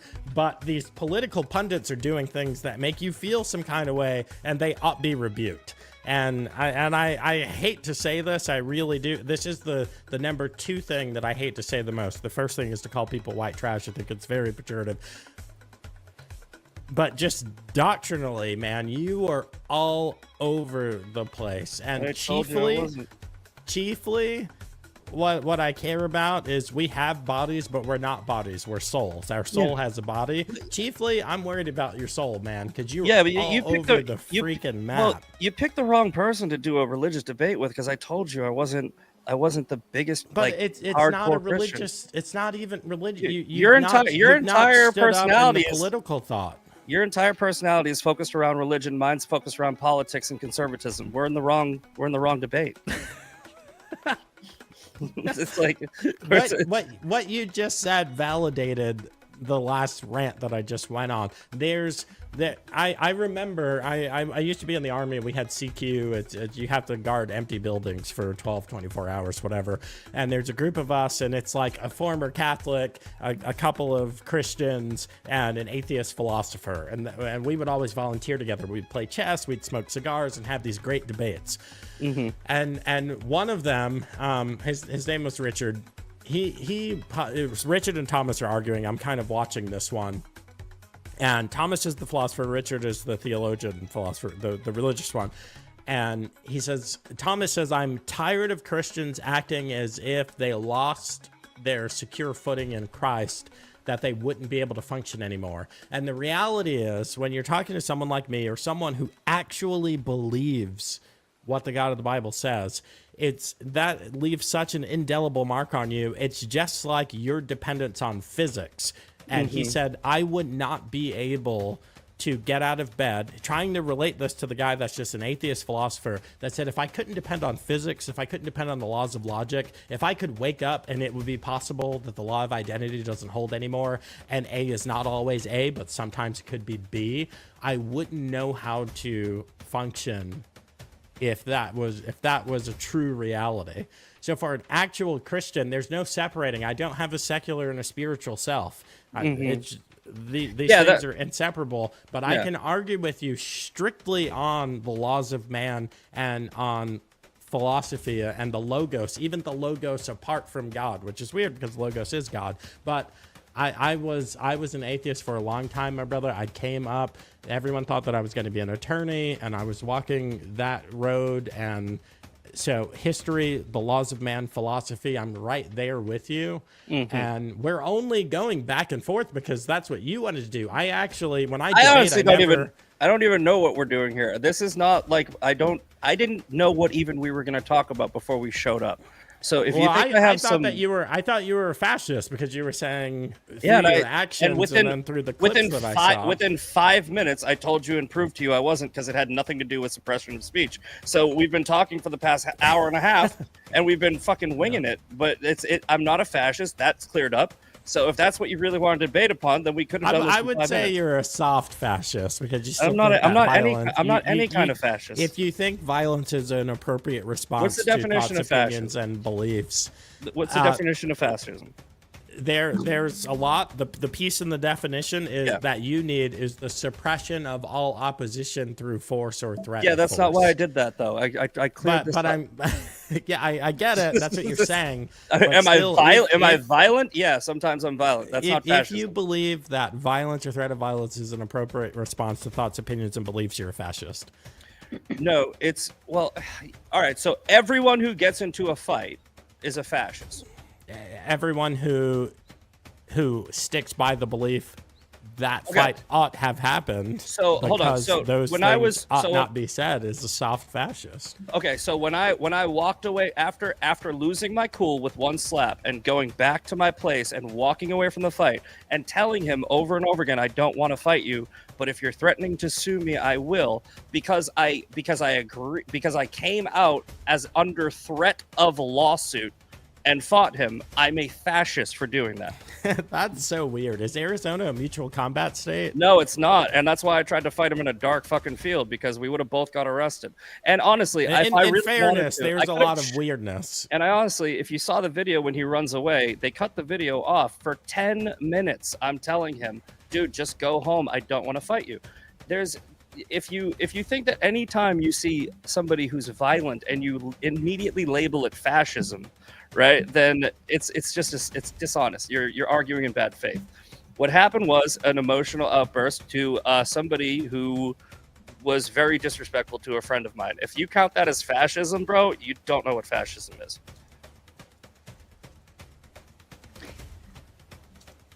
I think this might actually be a good time to do closings, because I think we've kind of gone through all the different realms of this, and I don't know where else to go with that. I agree. And this might be a good time to do closing statements, read a few super chats, and while we do that, I'll go ahead and open up the panel so people can hop backstage, because we've got a very opinionated chat, and I'd love for them to come up and talk their shit up here. Mm-hmm. So if you guys are both agreeable, we can go into closing statements. Joe, do you agree? Yeah, I go first. I don't have a closing statement. I think this debate ended up kind of being a little bit weird. We do agree about a lot, and that did make it weird. I also feel like there are some elements of unpreparedness, which this has happened to me twice now. It's interesting. I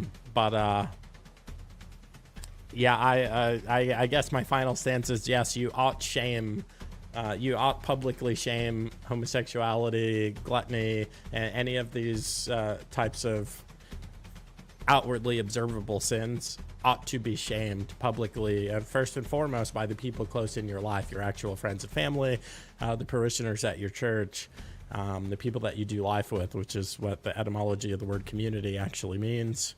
Master self, raise a good family, impact your community. That's how you build a functioning society. Everyone in antiquity knew this. Aristotle warned vehemently against large cities as being detrimental to the flourishing of humans. That's all I got. But I will say, Misfit Patriot, good dude. I've followed you. I've followed all of your stuff, and Yeah. If you're on my YouTube, his channel is linked below. Don't follow him for theology. I will say No, that. don't. No, I mean, but follow him for entertainment. follow me if you want. Like, this is what I'm trying to say, man. And I don't think that it's not a dig on you or on Sara. It has nothing to like. I'm not trying to, throw any insults, but you picked the wrong like person for this debate. Like, because you're right.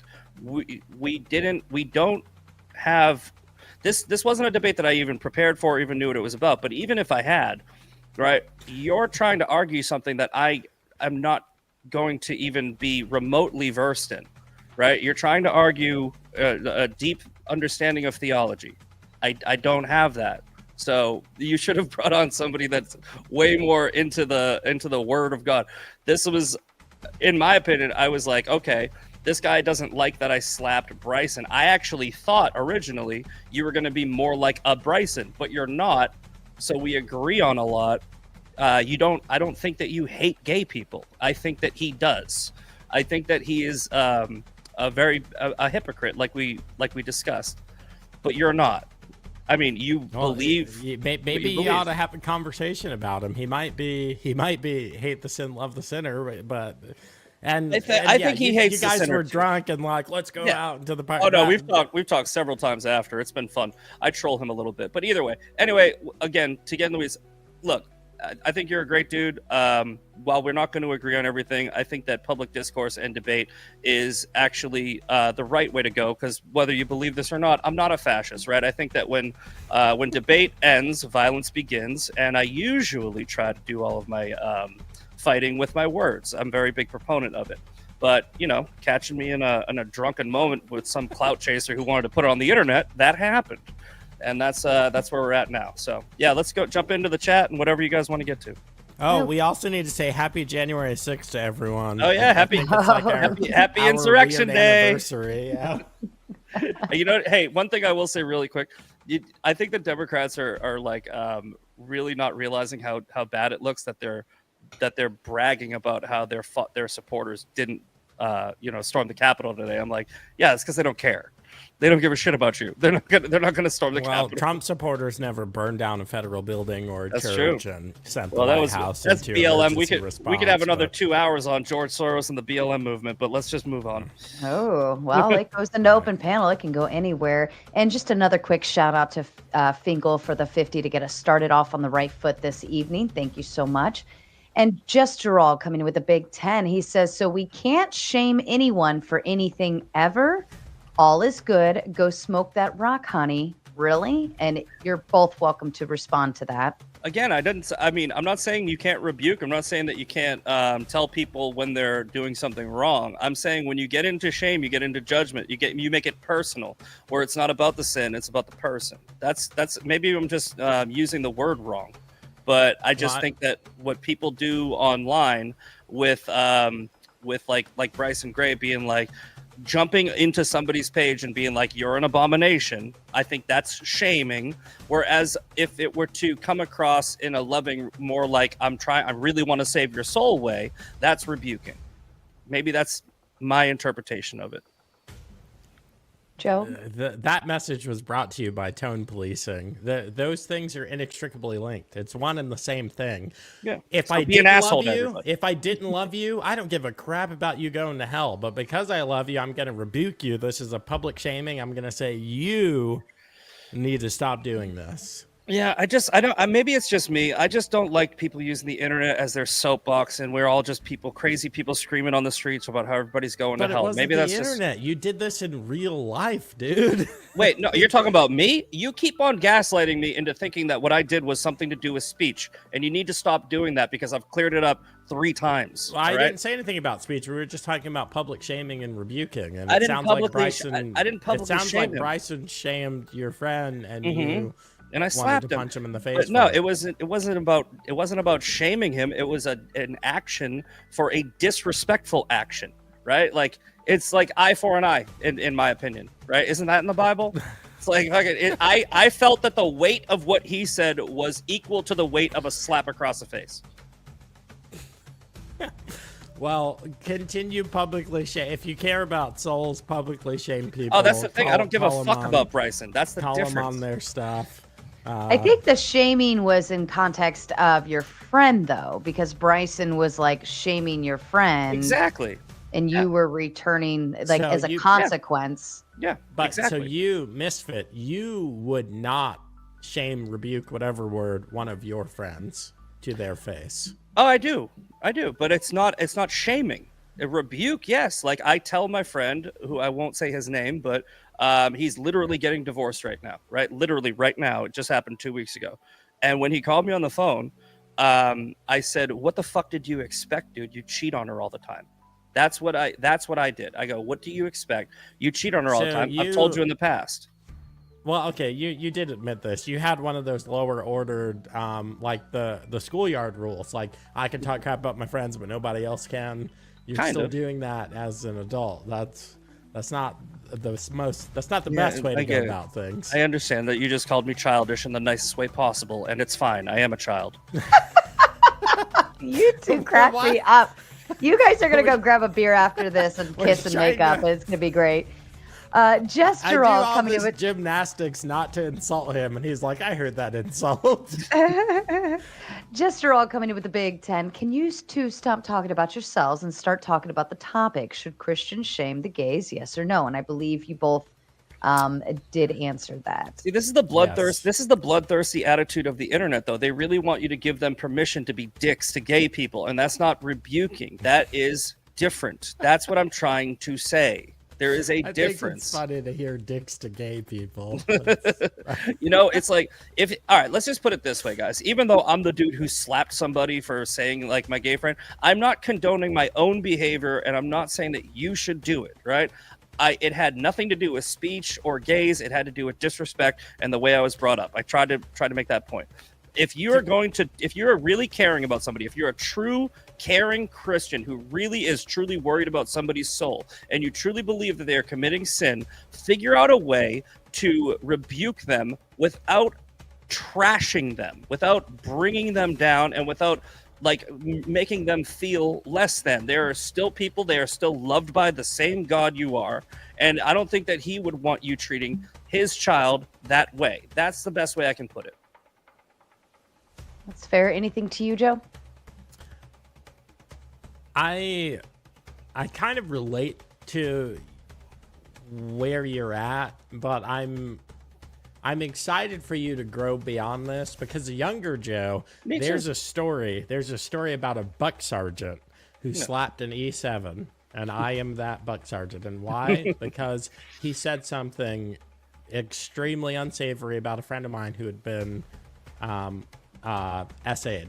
Yeah, so you've been there. Yeah, and I brought him into our first sergeant commander's office and I slapped him. Nice. And he cried. And it was glorious. And people Oh in my. units that had nothing to do with mine heard about that. So when I PCS, they were like, "Oh, you're the guy." I'm like, Yeah, so But- you understand the weak moment I had.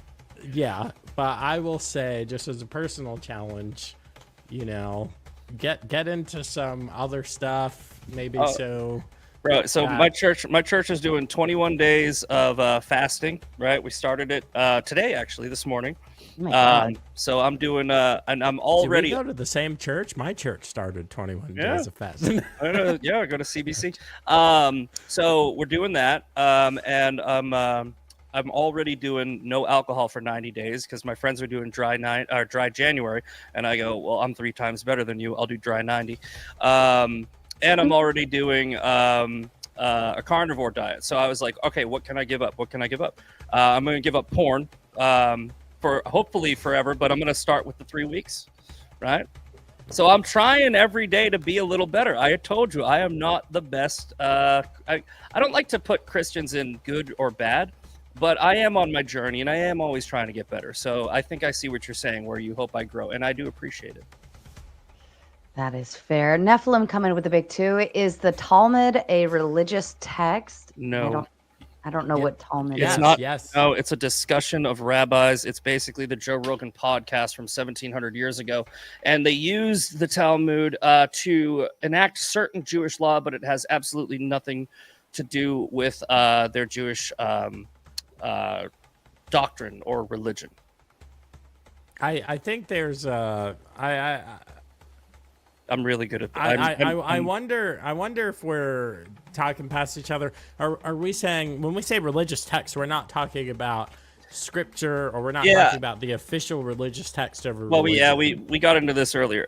It is it's more historical text because it's a documentation of conversations.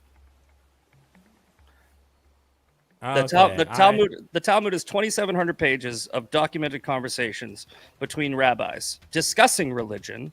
So does that count as religious text? If you know more about the Talmud than the Bible, you're gonna piss me off, man. I don't know more about the Talmud. I know the general. I know the general. I think I was pretty well versed in the Bible when we were talking about it. But I also know about the Talmud because everybody keeps on coming at me with it. So I use Chat GPT and figured it out. It's really not that complicated. The Talmud is literally just.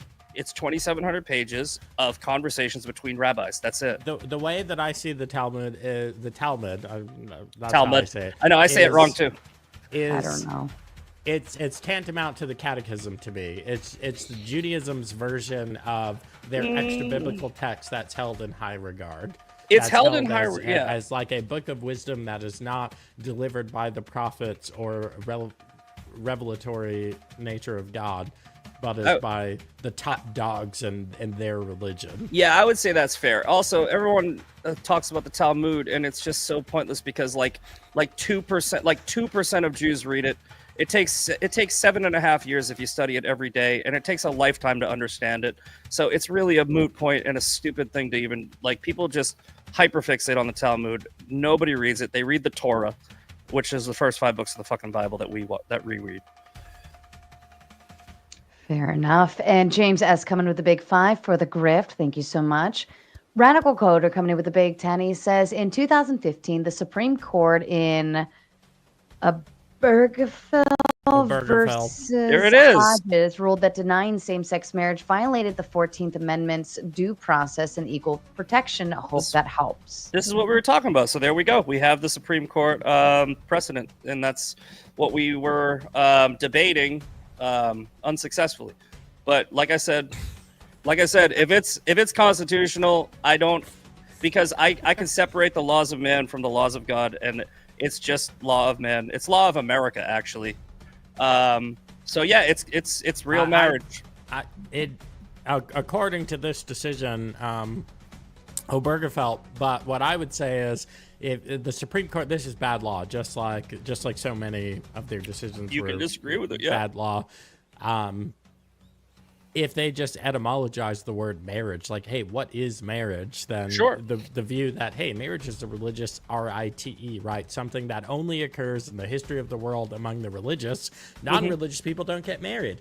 They are shacking up. They're just like, hey, they know that these two are they don't make a covenant between their God and people. Sure. They're two different things. I think that we can agree on this if we can agree that they are two different things. If we can get there, then we're gonna be in agreement. All that said, do I have a marriage license? Yes. It's just, but I'm saying it's just words and papers is all I'm saying. So is it a marriage? Yes. The word marriage is used. The papers were filed just like you did. Is it a marriage in the eyes of God? No. So there you go. We're in agreement. Perfect. All right, so we're going to go ahead and start open panel dumpster fire. And gentlemen, for the record, you are welcome to leave at any point in time after we kick this off. You do not have to stay, but we'll go ahead and kick it off. Yes, and I do want to extend my appreciation. I do think that Sara has been an adequate moderator. I think that there's times where she needs to mind her own fucking business in this space, but she's been an adequate moderator, and I do appreciate her having me on her channel. Listen, I love you, the Raising Tomato, but I would kill myself doing more red pill debates, okay? The Raging Tomato, at least she is attempting, like, she's trying to be a comedian. You know, she's trying to be funny.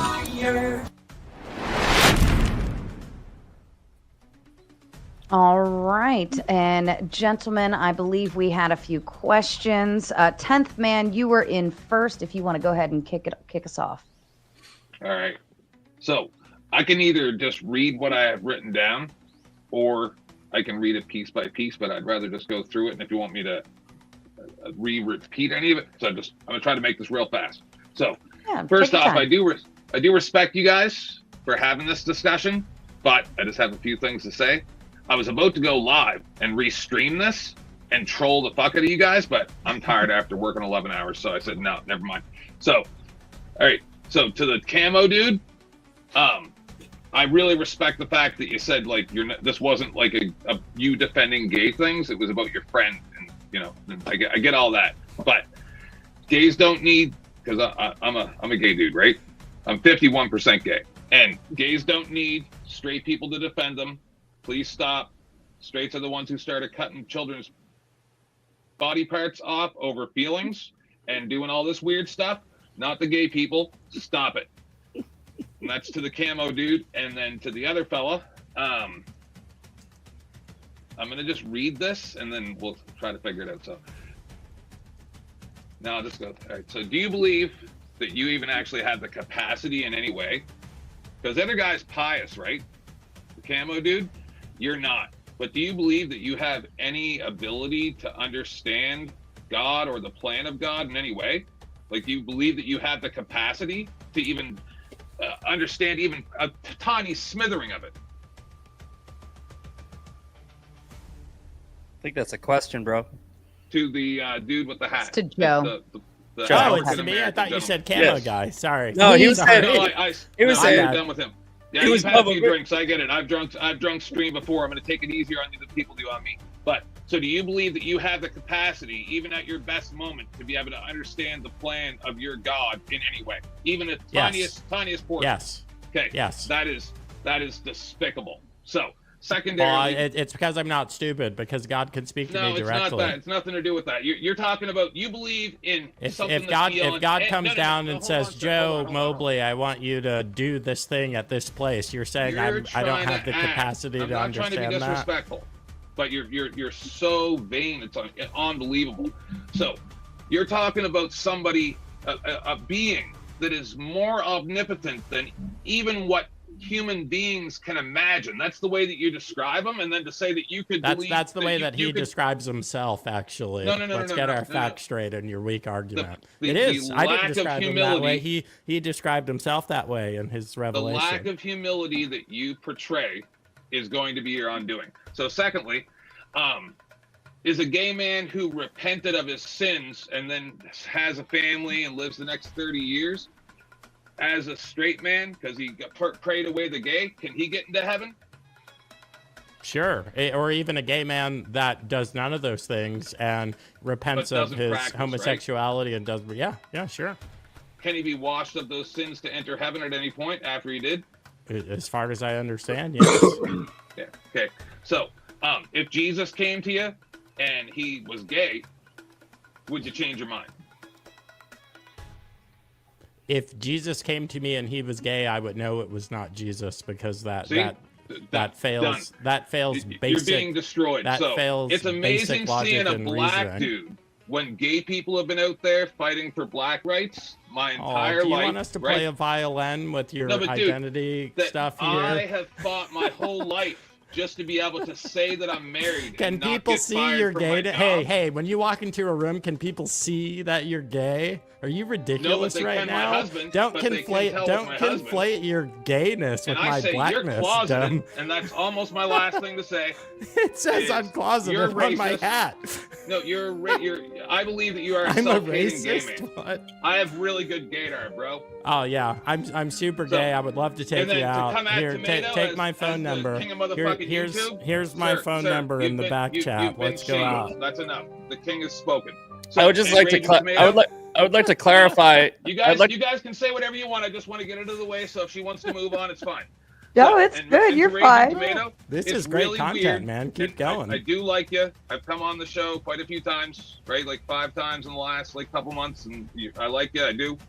But it's weird that you're gonna have a discussion between camo dude and closeted black man, and not have a gay man up here to even fucking address any of the real problems that we have in Dude, society. you're welcome. You're welcome No, to come up literally, here. what you guys are doing, what you guys have done on this panel is showed Let's do why a speed trans date. people, why trans people go out there and commit acts of violence. Oh, hey, it's us. Oh, are we doing our date? Yeah. Oh, hey, we're on our date. Hey, Cheers. big boy, are you hung like a black man? I have the smallest of black penises, actually. That's boring. It's Get back up here, guys. I go against all of the tiny penis men. Can Listen, can bro, we, I love you. Can we I go do. back to the thing? I'm just curious why the conflation between homosexuality and race seems like an odd thing to do. When you're gonna be part of a section of society that sees turned them on the as music for us. that sees themselves as oppressed, right? To then see another oppressed segment of society talking about how that segment of society doesn't deserve the same rights as any other people. Like I'm the guy who has told the story dozens of times that in like 2001 or 2002, I'm a Canadian. I lived in Canada my whole life. And I went to the emergency room because I had an appendix problem and I had an internal problem, right? And so they tried to kick my spouse of a couple years at that point, who was a man, out of the emergency room because they didn't have rights for gays here until the early 2000s, right? So that's what we're fighting for, is for me to have the same rights. Can I go ahead? Can I just say there's nothing to fight for. This is, I don't know, man. This whole thing, and this would be a whole other stream. But well, yeah, I would put to you that you've fallen in psyops, which is I'm a Homeland Security expert, and I don't. I'm sure you are. But in psyops, you are falling for what is called common enemy empathy, which is something that we seek to instill in people. I see all of you as my enemy. Great. So just like, unfortunately, to our great detriment, the black community has fallen for all of these things. There's no racist boogeyman out to get us. There's no one trying to keep us down. At one point, there absolutely was. At this point, there's nothing that a racist white person could do to get me to leave my wife, abandon my kids, quit my job, be addicted to drugs, or this vice or that vice. And for homosexuality, for mainstream, just the G, we'll say the L and the G, there used to be this great opposition. Bro, that's very much fallen by the wayside, and it's hard to, because there was a fight happening.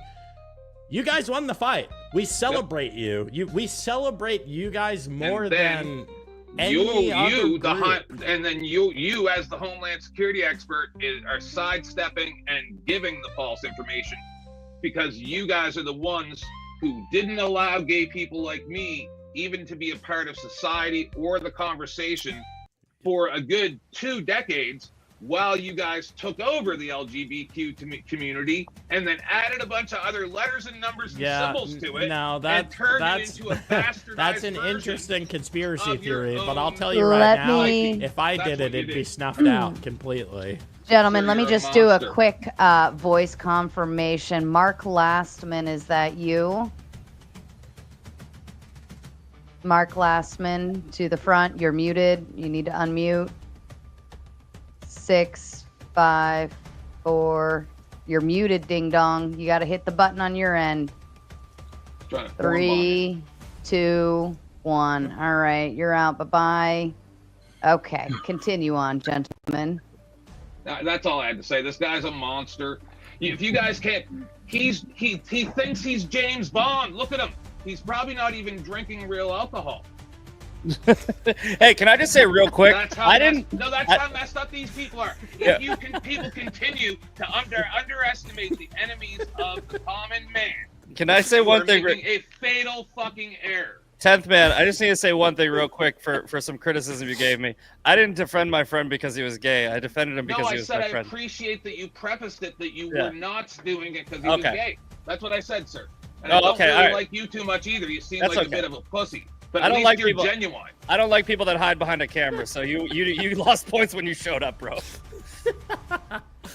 All right, Finkel, what do you got, man? I can if you want. Hello. Oh, shots fired. No coming on screen. What was that? What was what? Do we need to do a hand check? That better have been a foot, 10th man. All right, Finkel. What do you got?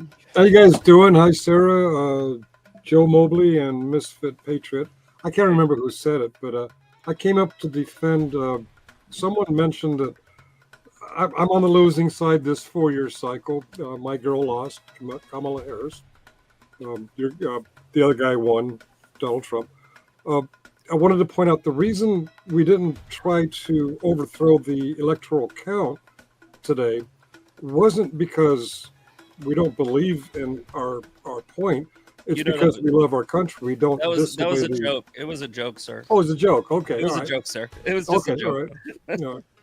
In fairness, we didn't try to overturn that. Yeah, there wasn't an either. insurrection 4 years ago either. But I was just joking. Oh, okay. All right. It was a joke. It was a joke. And the other thing is, I'm not a practicing Big C Christian, but I have read the texts. And I do recall in Leviticus and Genesis, there's things I'm not supposed to do, but because of the New Testament, for some reason, I can eat pork. I can work on the Sabbath. I can mix textures. I can mix crops. Why can't I have a gay friend? That's Mobley. That was my point, and Mobley's the one who said you couldn't have a gay friend. No. You know what he meant. Why can't my gay friend get married? Or why is it a bad thing for a Christian? Well, you're for Christians because the text says that marriage is between a man and a woman in the book that you referenced in Genesis, but also the words of Jesus, and it's Mark or Luke. It's one of the Gospels. Hold on. It's Matthew 19. Yeah, but it doesn't say only. Excluded middle. Misfit. You take more debates, read some philosophy, but that's excluded middle. It's a law of identity. A is A. Law of non-contradiction. A is not B. And everything else, the law. You of lost. Now it's like middle. a math equation. Let's move on. Can I ask this dude with the gray suit? What's your name so I can address you by name? 10th man, we have Joe Mobley in the top left. We've got the Misfit Patriot in the top right guy with the camo, and then we have Finkel down next to you. Yeah, I know him. I met him up here before. So Joe, I believe that Black Lives Matter, and I'm not asking this because you're black. I'm trying to explain where I'm coming from. So, do you believe that they were a citizen group, or that they were infiltrated by just bad people or possibly intelligence communities? Black Lives Matter. I think they were useful idiots that were put to work by. No, I'm talking about the people that organized it, like Soros. Do you believe that was just a grassroots movement? No, because they'd be doing it still. It couldn't be grassroots because it was funded by billionaires. I think that's definitionally not grassroots if you've got a billionaire backer. Grassroots ain't buying their own brick pallets. If you're to be clear, if you're asking, do I think that the agency or whomever did that? One, I think that displays a fundamental misunderstanding of intelligence as a profession. I think intelligence is involved in everything. There's no movement, whether it's grassroots or whatever. Intelligence agencies, foreign and probably domestic, are inserting themselves into all of those movements because that's what they do. But there was none in the gay community, all right? Because in the 80s, in the 70s, when it began, I knew everything about you because I was in your bed. Whoa. Now. Are you walking away from your mic? You got to stay still when you talk. No. Is that better?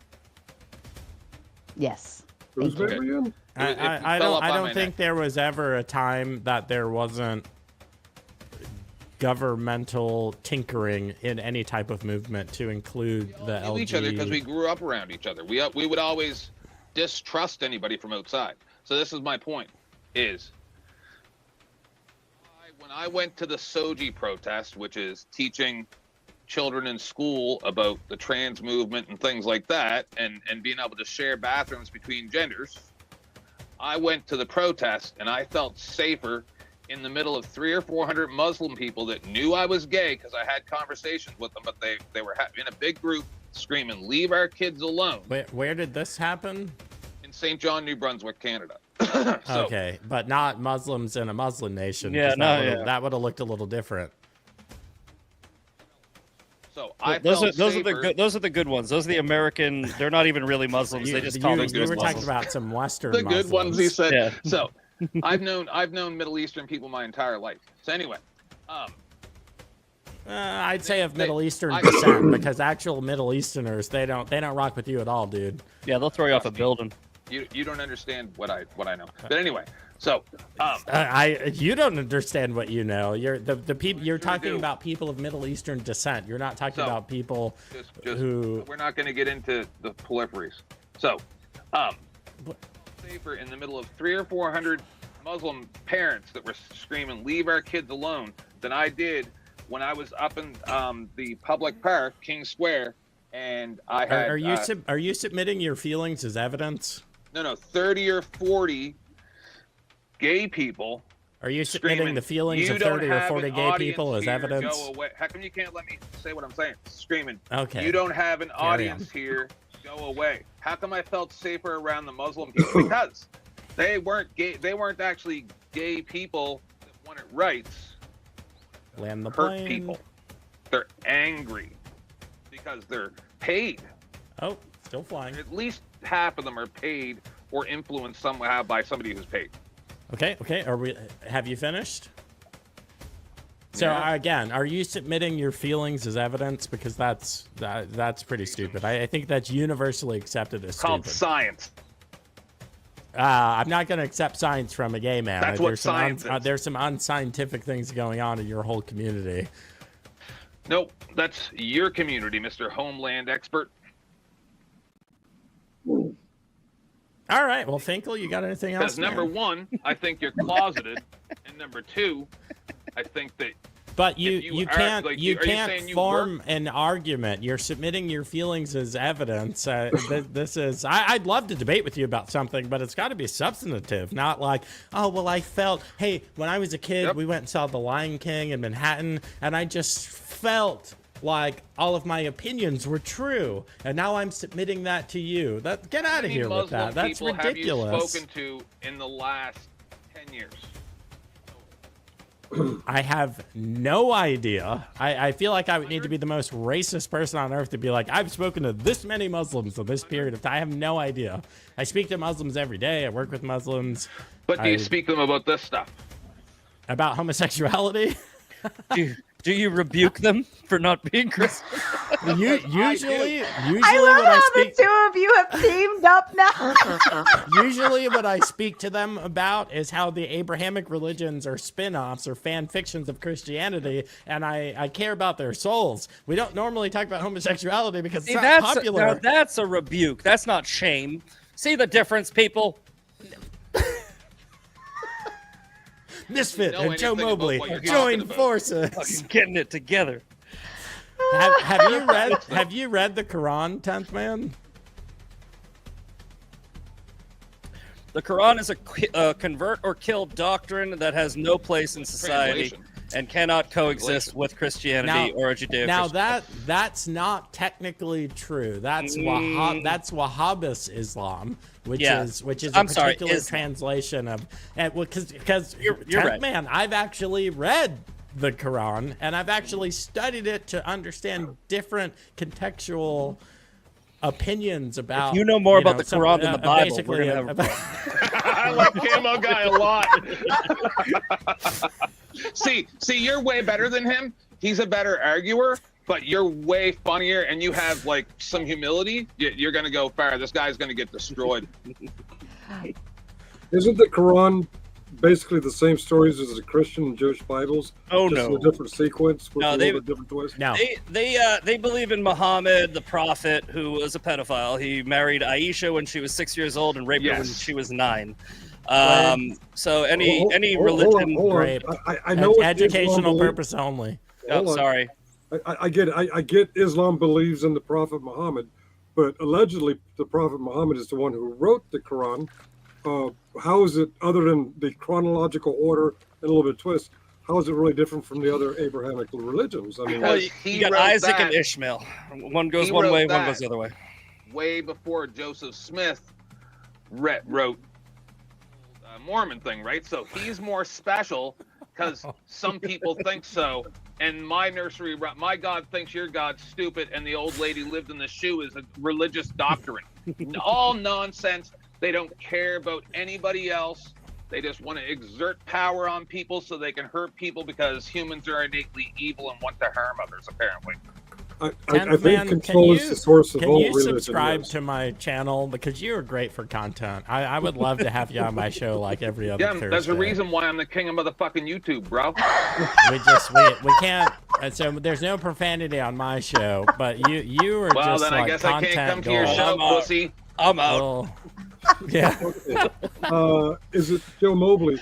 You pointed out that the reason why other things from eating pork, meat, breaking the Sabbath, Matthew 19. I'm seeing the first 11 verses where it talks about divorce. Where does Matthew 19 is about marriage being defined as between a man and a woman, not any overturning of Levitical law. I think you're attaching two different lines from the earlier debate. It's talking about men and women and divorce and marriage. It doesn't say anything about homosexuality or opposing. Well, it's Jesus, the author of life and marriage, telling us descriptively that these are the circumstances around marriage and the different types of situations. I don't think it's an oversight that he says man and woman and not all of these other fringe things, especially since this is the same God that is speaking in Leviticus that is saying. And that's why I agreed with you. That's why I agreed with you on that, right? If you look at religious law, then no, two men getting married according to religious law is not official or whatever you want to call it, right? But it's not marriage. It's not dating. They're just together. Exactly. So if you look at it that way, that is really not up for interpretation. I was fucking with you earlier and trolling you, but no, I agree with that. Then again, we also moved into, and you don't like this, but we moved into the law of man, the law of the land, and that's the difference. So we're not gonna go over it again. But yes, I just wanted to say you're right, Joe Mobley. You're fucking right. Okay. I had my hopes up. When he said you're right, I thought he was talking to me. Oh, you're right. You're right too, sir. Everybody's right. There's no wrong. Yeah. Well, Hey, Sarah. Well, speaking to that. Hey, everyone. How do I know? Does my mic sound all right? I don't use this mic you very sound much. great. Okay. You're fine. Cool. Yeah. I mean, frankly, it did sound like Finkel. Sound like as that conversation or that last conversation played out, it seemed like just as someone who doesn't really know the ins and outs of any of those books, you sounded like you kind of like understand that a bit more than anyone else has on the panel. But and 10th Man, I also wanted to speak to when you came in and mentioned like specific examples of like violence against gay people and things that were enforced and like could be again, like that's like it was only 10 years ago that the year I was all this born stuff got, when it was outlawed in Canada that to prescribe electroshock therapy to cure gayness in mental institutions. And I believe it's coming back. I'm the guy who came onto the internet at the beginning of the pandemic and screamed, if you people don't stop thinking the way you think, they're going to start loading people onto trains and toss them in the fire pits. And I'm watching us get closer every day, and no one listens. They get caught in their feelings. When you started talking, I thought you were going to start attacking me, because that's all people do. Because I'm trying to warn the world what's going on. I watch everybody's stuff. I watch Ben Shapiro. I don't like, ever since Ben Shapiro got exposed, when he kicked out Candace Owens, I'm like, yep, just what I thought he was. Yeah, and it is a problem, and that's one of the things that I was kind of alluding to with tackling extremists in your own party. You don't want to go down the slippery slope of starting with shame and moving on to exile and then judgment and then rounding them up and conversion therapy and shit like that. I think that exactly like limiting free speech. correct. You don't want to take away against anybody's tomorrow. constitutional rights. That's my hard line is constitutionality, right? Well, what about tomorrow I actually wanted to speak against to that you. as well, Misfit, specifically the constitutionality thing, because I want to kind of test that. So do you think that forcibly disrupting a constitutionally mandated procedure is considered unconstitutional? Oh my God, with the fucking insurrection again. It's a pretty. I mean, it's a pretty straightforward question. It was a right? fucking. Like, It was a. like if a procedure. Oh, wait, wait. I'm not crazy. I'm not like. People like, got I'm- charged. Yes, people got charged with stopping an official proceeding. The people didn't get charged when they walked in on the fucking Brett Kavanaugh official proceeding. You guys didn't give a fuck about that because you didn't like. There were no Kavanaugh. charges for that. No, nobody got fucking charges. The only time you get charged is when you're. Well, I mean, we can look into that separately. I mean, I'm happy to condemn that as well. Okay, what I about mean, the like, fucking I time? don't- What about the fucking time Susan Rosenbaum fucking blew up the fucking Capitol? The fucking what? There's so many fucking things. It's pretty Yeah, incredible. I don't know that I agree with those problem descriptions is- of those events, but I guess the exact like, same problem I wanna- have with the you- gay argument because you you hyper really just- on one are- fucking thing. are you- Sorry, go ahead. Can you Go just ahead. answer the question though? Can you just answer the question though? Like, do you believe that forcibly disrupting a constitutionally mandated procedure is unconstitutional or not? Yes or no? No, it's a crime. It's a misdemeanor. No, it's not. It's not Before it's you? not unconstitutional. No, if you have all the is a if you have all the constitutionally mandated process. if you have the permits, if you have the proper permits for peaceful protests, What then you permit? can do- What permit allows you to disrupt a the constitutionally First mandated Amendment. process? The First Amendment. The First Let Amendment me allows you destroy to. this guy. Let me destroy Okay. him, please. Go ahead. Who, The me or riot him? of January 6th happened inside the perimeter. Yeah, that they were let people in. weren't allowed to pass. That's what I was trying to say. Is yes, under any other circumstances Let them except in. for when the police go, "Come on in, everybody," and the Yeah. FBI agents that Yeah. still haven't been Is that- charged. Ray Epps. Is that what they were doing are when they were going, breaking? "Yeah, let's when these go. people were It's breaking time the to go." windows and They had crawling them in. on- No, listen. it's what they were doing all Those the were other agents. time. Listen, Agents who were all the ones other. that broke Okay, the There so, was so there were people that were when these people breaking the law. like Hold on. bashing cops. We can watch There videos were- of all this There stuff. were, you know- yeah, and you we know, can right? watch Like, all the and we videos can are watch here, videos like, of them online. walking Yeah. the shaman through and bringing him Well, into the Walking the shaman through. Let's also talk intellectually. Are these the people who are like Radical chanting coder, about Nancy radical Pelosi as coder. they're walking through the Ra- Capitol, radical not at all coder, menacingly? Are the people subservient to the government, or is the government subservient to the people? The government Correct. should be subservient to us, but the and that is same our dudes broke fucking the house. So windows. you can't destroy your own fucking property. That's the people's Ex- house. Well, you can't. Exactly. The same You people- can't destroy desperate. your property, but that's also like not how you can't just like. No, like you can physically destroy your own shit, but like that's not literally- that's, it's it's not an issue literally of our ownership. What's that building called? Do Whose you house? not agree? I'm sorry. Can we back up? people's 'Cause house. I just had one very clear question, like, and I feel like I haven't gotten an answer to this. Like, Mhm. if there's a constitutionally mandated process, because you were earlier, you were speaking very highly, like the Constitution. You only care if things are constitutional. Like that was like your Mhm. big thing. So if there's Yes. a process that's mandated by the Constitution, and Mhm. do you think that interrupting this process by force is unconstitutional or not? Well, Yes or first no? of all, it was. Yeah. Are you talking about interrupting an official proceeding, which is the charges that some of the J6? I'm talking about forcibly. I'm talking about stop the steal. I'm talking about them trying to So stop. that was Mike that was Pence a from protest. winning the Like, election. is them? It's really. It's not that. It's not that complicated. What is this? No, Jordan that was Peterson a protest where everybody pulled their permits and then the police opened the doors and let them in. Some people who were pieces of shit like Jake Lang were swinging bats at cops and breaking windows. Those people should go to jail. Everybody else was at a peaceful fucking protest. What about the people who organized it? What about the people who were sending text messages? They organized a protest, which is protected under the First Amendment, the right to peaceful assembly. No, The they protest. outlined specific areas of the Capitol they wanted and Did a plan for they taking say these over commit explicitly, crimes? yes. Did they say hit police officers with baseball bats? I'll give you. I don't know if those you show me exact a words were in They there. They no. did not, I because don't if know. they did, they would have Nobody been charged ordered. with Yeah, that, then that would nobody have been who submitted as nobody who evidence. organized the event told anyone to commit any acts of violence, and that includes Trump. He said, "March peacefully and patriotically to the Capitol and make your voices heard." Right. So there was no organized riot. There was no organized insurrection, which is why It nobody absolutely was organized. This is why. This is why Enrique Otario, who wasn't even there, was charged and actually convicted have for receipts on 20 this. years because he organized it. Enrique Otario was all not these, there and all didn't these organize you can read the shit. indictments. This is all public information. Okay, so when Nick I have- Nick Fuentes is not in jail right now, and he said to break into the Capitol, right? But then you got some people who were let into the building, like the praying grandmother, who have charges. There, an The hour whole and a thing half is later. What praying grandmother has charges for praying? She was Are you talking about No, I'm Are you sorry. talking about the one outside the abortion clinic? Yeah, who no. was not charged for yeah, praying? I just fucking. That was a Yeah, gaffe. yeah. See, The again, woman- it doesn't seem like you really know like what you're talking No, about. it's called a gaffe, You're defending it retard. so strongly. And earlier you were speaking so hardly, Sarah, like can so you strongly pull about up how this we tweet? care so much Hold about on, Coder. constitutionality. No, It sounds like you don't give a fuck hold on. about You're getting him constitutionality. flustered. It sounds like Don't, you're don't, lying. hold on. Hey, Be Sarah, respectful. can you Be pull up this respectful. tweet? I've got actually No, pictures no, I'm not. of I don't the respect that. I don't pamphlets respect of pretending the- that you care so much about the Constitution of the United States of America. No. I was talking about the elderly woman that walked through the Capitol, and I had a Like an gaffe. hour and a half afterwards and got charged. And I had a gaffe, and I confused her with the praying grandmother. Old lady's confused. Yes, it's not that big of a deal. You don't have to try to jump on it in a We're gotcha moment. confused we about agree the on something. constitutionality of the Constitutionality of the official You proceeding. know the question. Was, I asked it 5 times. There was yes, and what you are doing is gaslighting and trying to get me to answer a question through a logical fallacy. Not what gaslighting is. In Not in that 14 days, one. Number 7. Oh, let's go to this first. Okay. So when we're talking about planning documents, if you look at this, these are some of the planning documents for the insurrection.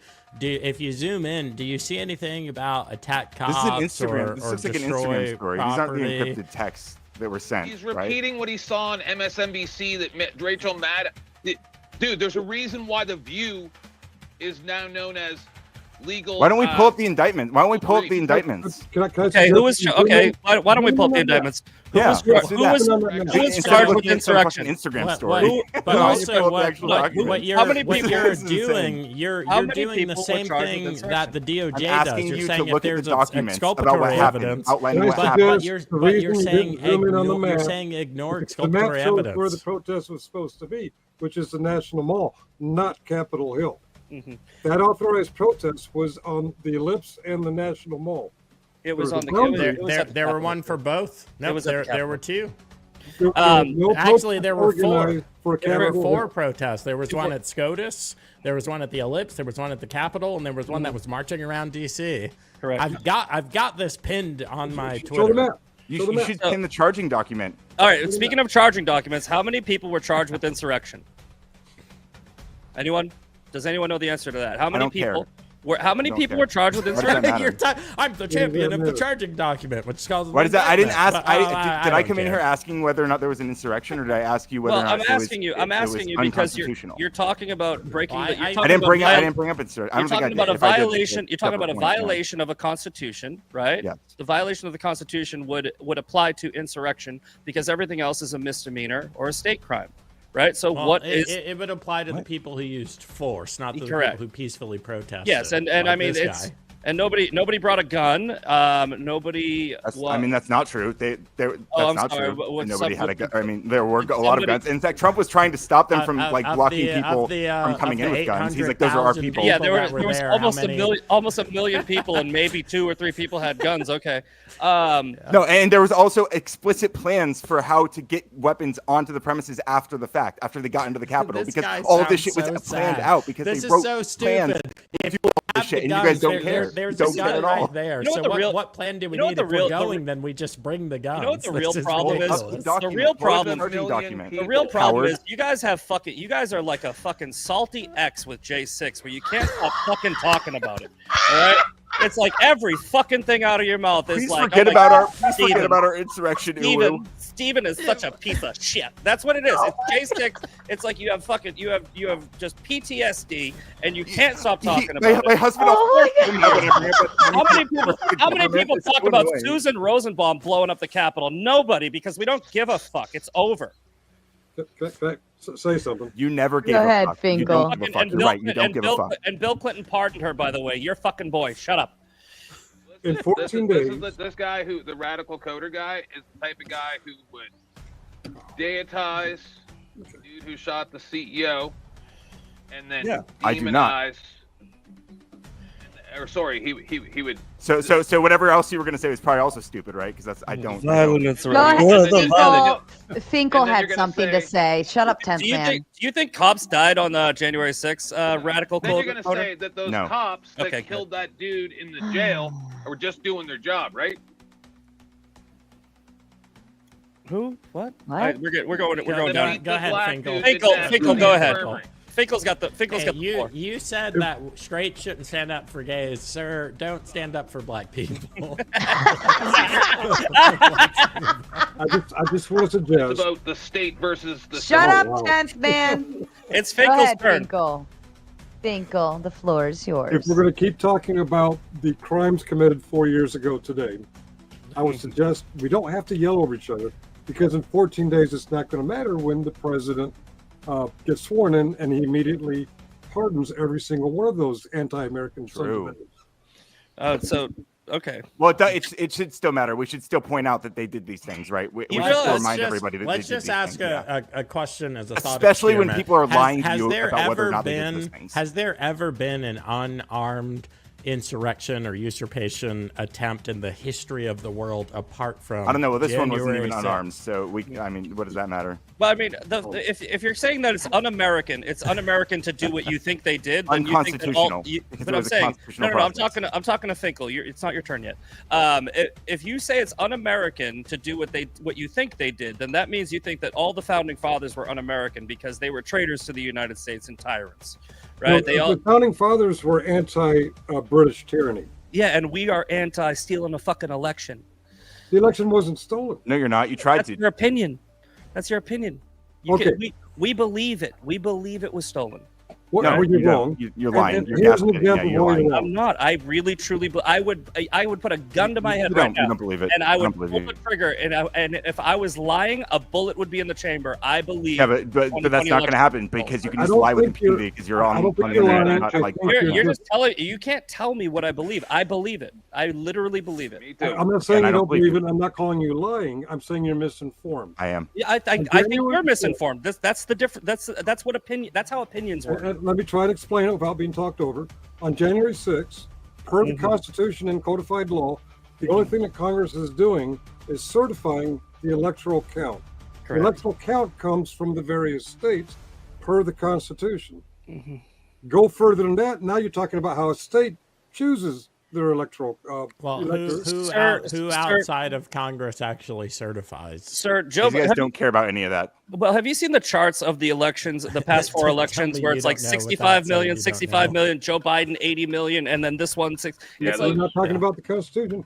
I'm Those saying 14 million votes just disappeared. there was Millions of votes, with all the you're not talking boxes, about anything in the Constitution. 2000. No, I'm talking about whether or not you believe the 2020 election is stolen based off of empirical evidence, right?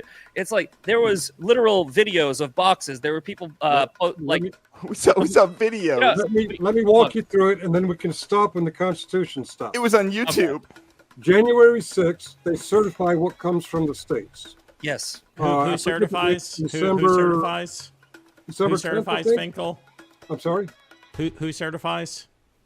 The Congress, the joint Congress. What non-member of Congress person certifies the election? The President of the Senate. Who is the Vice President of the United States. Of the United States, and the peaceful protesters, not the small percentage of people who did violence, but the peaceful protesters were assembling to petition to the Vice President not to certify, which is a constitutional process. The Constitution of the United States of America. Yeah, they did their First Amendment to appeal to the certifier per the Constitution. The elite carrying signs saying "Yay Trump," that's the First Amendment. What they did inside the Capitol building is not First Amendment protected. They were let into the Capitol building. What did they mean when they said hang Mike Pence? All right. They probably meant hang Mike Pence, and those people are cunts. And What that person should be prosecuted. Great, but you're talking about 800,000 What happens people. on January 20th? I'm walking you through this. What happens on January 20th? The inauguration. You're not Okay. walking me through it. I How read do the we get to Constitution inauguration? like What almost happens on religiously, January dude. 6th? You're talking about What Congress. happens on January? I'm walking you through it. What happens on January 6th? The president of the Congress, who's the vice president of the United States, certifies the election. And they were petitioning. They were assembling to petition that individual. The process of picking a president, we're still in the Constitution. Okay, January 20th, January 6th. Okay, what happens before January 6th? What happens in the various states? Are we gonna do Are we gonna do all the steps? Because we know the steps. You know the Can electors. we skip electors. to the end? I just don't care about them. No, we care about them. We just know them. He's talking now. Well, you're trying to walk us through it like I'm a fucking 4-year-old. I know everything that you're about to say. We're already there, dog. You're talking about millions, so I already know that you don't know where I'm going with this. Okay. Okay. Before January 6th, I think it's December 10th. I may be wrong about the date.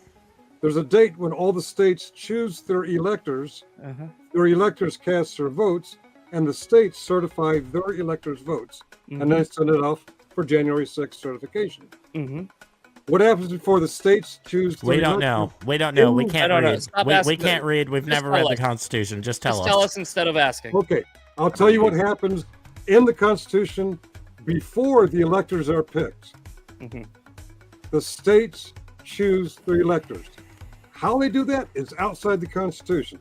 If you think Pennsylvania, it's in the state constitutions, by the way. Popular vote ballots, and State Senator Doug Mastriano certified those, and then went to January 6th and bitched and complained, hey, you can't certify what I've already certified. Yes, that's why they have alternate electors, just like they had in '69 and other times throughout history. And then you guys called them fake electors when they were actually alternate electors. Everything is constitutional. The whole entire process went through fine. They were lying. They were liars, lying about a bunch of lying liars. Yeah, you're wrong, but okay. Misfit, are we crazy? Every time we bring literal lines and evidence of the Constitution, they're just like, that's not true. It's literally true. I mean, you can look up the alternate electors of 1969. Look up alternate electors of the Kennedy presidential. I'm sorry, I didn't let Finger was cooking. I'm sorry, I'll let him go back. Alternate electors. This is cooking. Alternate. Okay, I get it. And which electors were counted? The ones that they certified. I don't know where and Trump's again, are in. The states choose their electors. The states certify and the vice president has the power to use the alternate electors, which Mike Pence declined to do, and that's what we were petitioning him to do, but he didn't. And then Donald Trump, once everything was exhausted, Donald Trump left office willingly. So I don't understand where this is going. Where this is going is I just outlined the Constitution, how we pick the president. You want to say that the election was stolen? You're going to I'm talking about the actual election. I'm talking about 2,000 mules. I'm talking about pulling boxes out. I'm talking about pipes bursting. I'm talking about. He's not talking about electoral college. 14 million difference in votes. Yeah, and 14 million extra votes during a pandemic when everybody was home that didn't show up in the past 4 elections. That's what I'm talking about when the election was stolen. I'm talking about it was stolen at the ballots. It's not. You're talking about something completely different. Doesn't matter. Yes, he is talking about something completely different. Well, do you know what matters? Jess Gerald comes in with the big 5. That matters to me. Speaking of the topic of the debate. Yes, we have veered off, and that's okay. That's what Open Panel does. It's good. I'm not stopping it. Keep going, boys. This is great. There's 350 million. Wait. You don't just get to say. Did you just say it doesn't matter? Their point doesn't matter. He said, what about the 8 to 14 million difference in votes? And he said, during a pandemic, blah, blah, blah. And then you said, doesn't matter. It's a pretty big. You're talking about the process. Pretty big signature. You're talking about the process. We're talking about before the process. And the only thing that matters in the Constitution is the state will choose the electors. The state can choose it by popular vote. The state can choose it by drawing straws. They can throw darts. They can pull names from a hat. It doesn't matter. Trump gets to choose them. Trump gets to choose his own, and it doesn't matter. Trump's allowed to choose his own. That's not how they were chosen. They were chosen through the process of choosing electors. Who Trump wanted to go in and say that they were like. Yeah, but they're not like they're not congressmen. They're not elected representatives. Right, so if you have a problem with the process of choosing electors, take it up. But they followed the process, so you guys. No, they literally did not. They literally did. That's why there were multiple. That's why the fucking case in Georgia was just thrown out. That's why Jenna Ellis is going to be fucking going to jail for perjury. Fucking retard. I don't think that's the reason that case was thrown out. All right, the case in Georgia has nothing to do with the state of Georgia choosing their electors. I know. Okay, all right. True. So January 6th. There was nothing for any protester to change because the Constitution was followed to get those electoral votes to the Capitol. If they wanted so the certifier actually doesn't do anything. It's already done.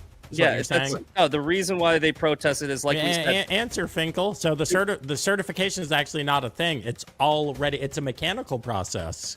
That's what the Constitution says. Voting doesn't even matter. It's not. If it's a mechanical process, you don't appoint a person to do it.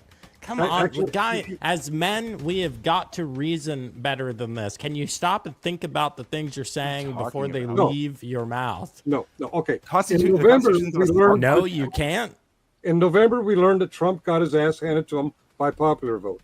In December, or they stole it. Just stick to. You're telling us to just stick to the Constitution. Trump, November, none of these things are in there. We're talking about, this is your thing. We're talking about certification of votes. Our thing. So the certifier has no ability to withhold certification, to trigger audits, to accept alternative. What is the certifier going on? What are those guys called? Electors. Yes. They have no authority to do any of that because they've actually already done that in American history.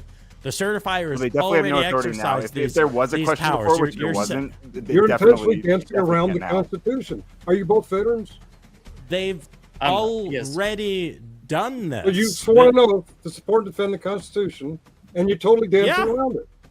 I'm not against all dancing enemies, around foreign it. and domestic, bro. Here's the crazy thing. The crazy thing, I Wild lose bat. so many followers about this. I think Mike Pence did the right thing according to the courage of his convictions and how he understood the Constitution.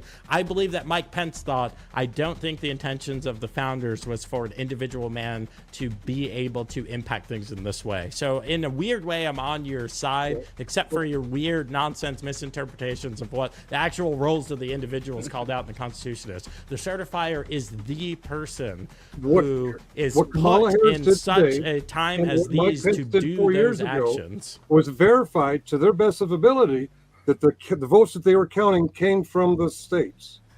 Has nothing to do with you and me voting on election day. It's all about how the state. Yeah, that's Misfits thing. I get it. But the petitioners, the First Amendment petitioners, were assembling to petition the certifier.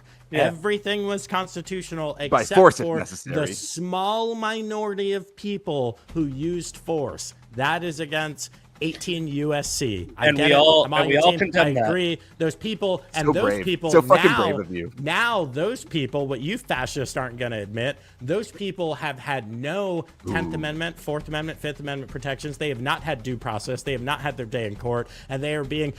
I can go and punch a deputy in the face right now today, and I will be out of jail before one of those guys do if I commit an actual assault and battery on a peace officer here in Virginia. It's absolutely ridiculous. We're talking about upholding the Constitution. J6ers have had almost zero constitutional protections. They've been totally thrown just underneath all of that in some nonsense land where there is no Constitution. They had every right. They sat in jail for months before they were even charged with anything. Some of them haven't mentioned. That is an X lie. That is a YouTube lie. That is not factual. That's actually factual. There's 1,100. Everybody who went to that jail. A friend of mine got. Are you kidding? Every single person who went to that jail was charged. A friend of mine got a federal charge for being photographed near a table. Yep, he said it. All right, trust me. He said it. There you go. You're constitutional. My unnamed friends, uncles, brothers, sisters. Yeah. No. My Nobody actual went friend. to that jail without being charged. Yes, they have. I will tell you something about that jail. I gotta ask Finkel a question, sir. Where do you get your news? I live here. No, I'm saying where are your sources? Because I've watched at least a dozen different journalists write about this and explain the stories of the people who were in prison without charge for a long, long time. The prison of DC. I've seen left-wing journalists actually report that, which is wild. What about phenomenal? What about Steve Baker? I know Steve Baker personally, right? Steve Baker, the journalist. He's a journalist with the Blaze who was arrested for covering J6. He had freedom of the press. They came to his house. No, they actually told him to come to the police station and submit himself. He was arrested and let go, but he was charged with obstruction of a proceeding or something like that. And he is a literal I journalist wonder what that could be about. with journalist credentials. Oh, you can go read about him, dude. Trust me. Get out your fucking. Yeah, I bet we could. Yeah, Was that the old man? Why don't you type his name into Google? Was that the old man journalist that was interviewing Maybe you should type it in before you come out here to preach about it. I actually know about it. You can stop interrupting me. And I don't believe you. Was that the old man? Of course you don't believe me because you seem like a leftist, and anything that challenges the narrative, you just immediately he's just dismiss. a troll. He's just a troll, and you're following. No, I'm not. No, Ryan's first of all, not I'm a not troll. I'm absolutely Ryan not is just a not troll. a No, no, I believe. I believe I'm he's a. not. I think he's a true believer. I believe he's. And let me before I leave you, before I stop bothering you guys, let me. Yeah, when you just, leave, go Google Steve Baker when you leave. By the way. I will. I'll Google Steve Baker. Okay, let me pull up that tab before I say anything. Steve Baker. Okay, I'll figure out what this one's about. That the old man journalist that was actually interviewing the state police and shit. I think so. Okay. But anyway, I wanted to bring it back slightly to the topic because Misfit Patriot, I find it very interesting that like I assume you're both MAGA, like you guys both voted for Trump, right? Correct. Okay, so I found it very interesting the way you described your vicious. I don't know if I'd necessarily say admirable, but your debate or not debate. I'm sorry. Your defense of your gay friend who had a very unsavory phrase slung at them, right? Mm-hmm. I guess I find it interesting that drives you to physical violence, and yet when it comes to voting for like a political party that is far more likely to at some point remove rights from that same friend, like you don't really find it in you to even like how much second does it is that at least something that you grapple with, or I do you not even consider that? I understand what you're real saying. You think that MAGA are all homophobic, but listen, did anybody? Hold on. Like, why do you have to simplify it so one bad? of you, like did a single one of you listen to me when I said it wasn't about him being gay? Hold on, Ryan. He waited for you. Go ahead. I waited for you to get through that, and I already knew where you were going. I'm sorry. I'm autistic. I could figure it out. Look, listen. No, I don't hate gay people, and yes, I like Donald Trump. Donald Trump was the one that appointed the first gay cabinet member, has held gay weddings at his house, sold gay merch on his fucking website. And no, we don't hate gay people, you fucking weirdo. But also, none of you fucking listened when I said that me slapping that kid had absolutely nothing to do with my friend being gay. All right, it had to do Donald Trump was the president. Can I challenge you on that as well? First president to support gay marriage as well. Yeah, Joe Biden didn't. Obama didn't. Right? Fucking, there was a gay wedding at Mar-a-Lago like 2 weeks ago. I don't get it. The Supreme Court cutting children's body parts off, right? Yeah. So the Supreme Court upheld right. That's why it was not because Obama did whatever. And I agree with that. Okay, that's cool. Let me interrupt, gentlemen. Lost Ronin coming in with the big 25, and I think this is to you, Coder, or coming in with the big 100. My apologies. This is the problem with libtards. They only want to focus on the process of J6, but never want to talk about the evidence of the steal that the Supreme Court denied hearing the case because it would have brought a storm of problems allowing it on public records. Yeah. Do you know that there were 60 but can I respond before you jump into like a whole different fucking thing? Like Jesus, man. Never want to talk about the evidence of the state. What is specific evidence? Like you're bringing videos of like edited or clipped videos of like people like putting things in boxes. Videos aren't evidence. They never use videos like, as evidence. Or that's people, absurd. or when Trump didn't have standing, and that's why the court denied the case. That's what I was just about to say. There were over 60. Is that it? Like, hold on. Is that what we're this? Like that's the end of the world. Like, why? Would any other president in his position would Biden have had standing? I don't think so. In the same case, there were 60 lawsuits filed from Trump about election fraud. Right? They denied. I think it was like 57 of them on standing. 3 of them were heard, and Donald Trump won 2 of them in Pennsylvania and Wisconsin. He proved there was election fraud. What was the substance of those 2 he won? What do you mean? It doesn't matter. He won 2 cases. Why doesn't it matter if the election was fucking because I stolen don't have enough the actual to the point where you can violently insurrect the Capitol? Donald Trump won 2 out of 3 cases that were actually heard. That's the point. He won 66% of his election fraud cases. They denied all the other ones. That is so incredibly charitable. Yeah, it's true. And there's some that are still not even heard yet, and the Wisconsin case. Petitioner brought action seeking to invalidate the electors due to insufficient. So what was found in those 2 cases it was found that there was it was found that they could throw out the electors because there wasn't sufficient evidence to say that these were legitimate ballots. Yeah.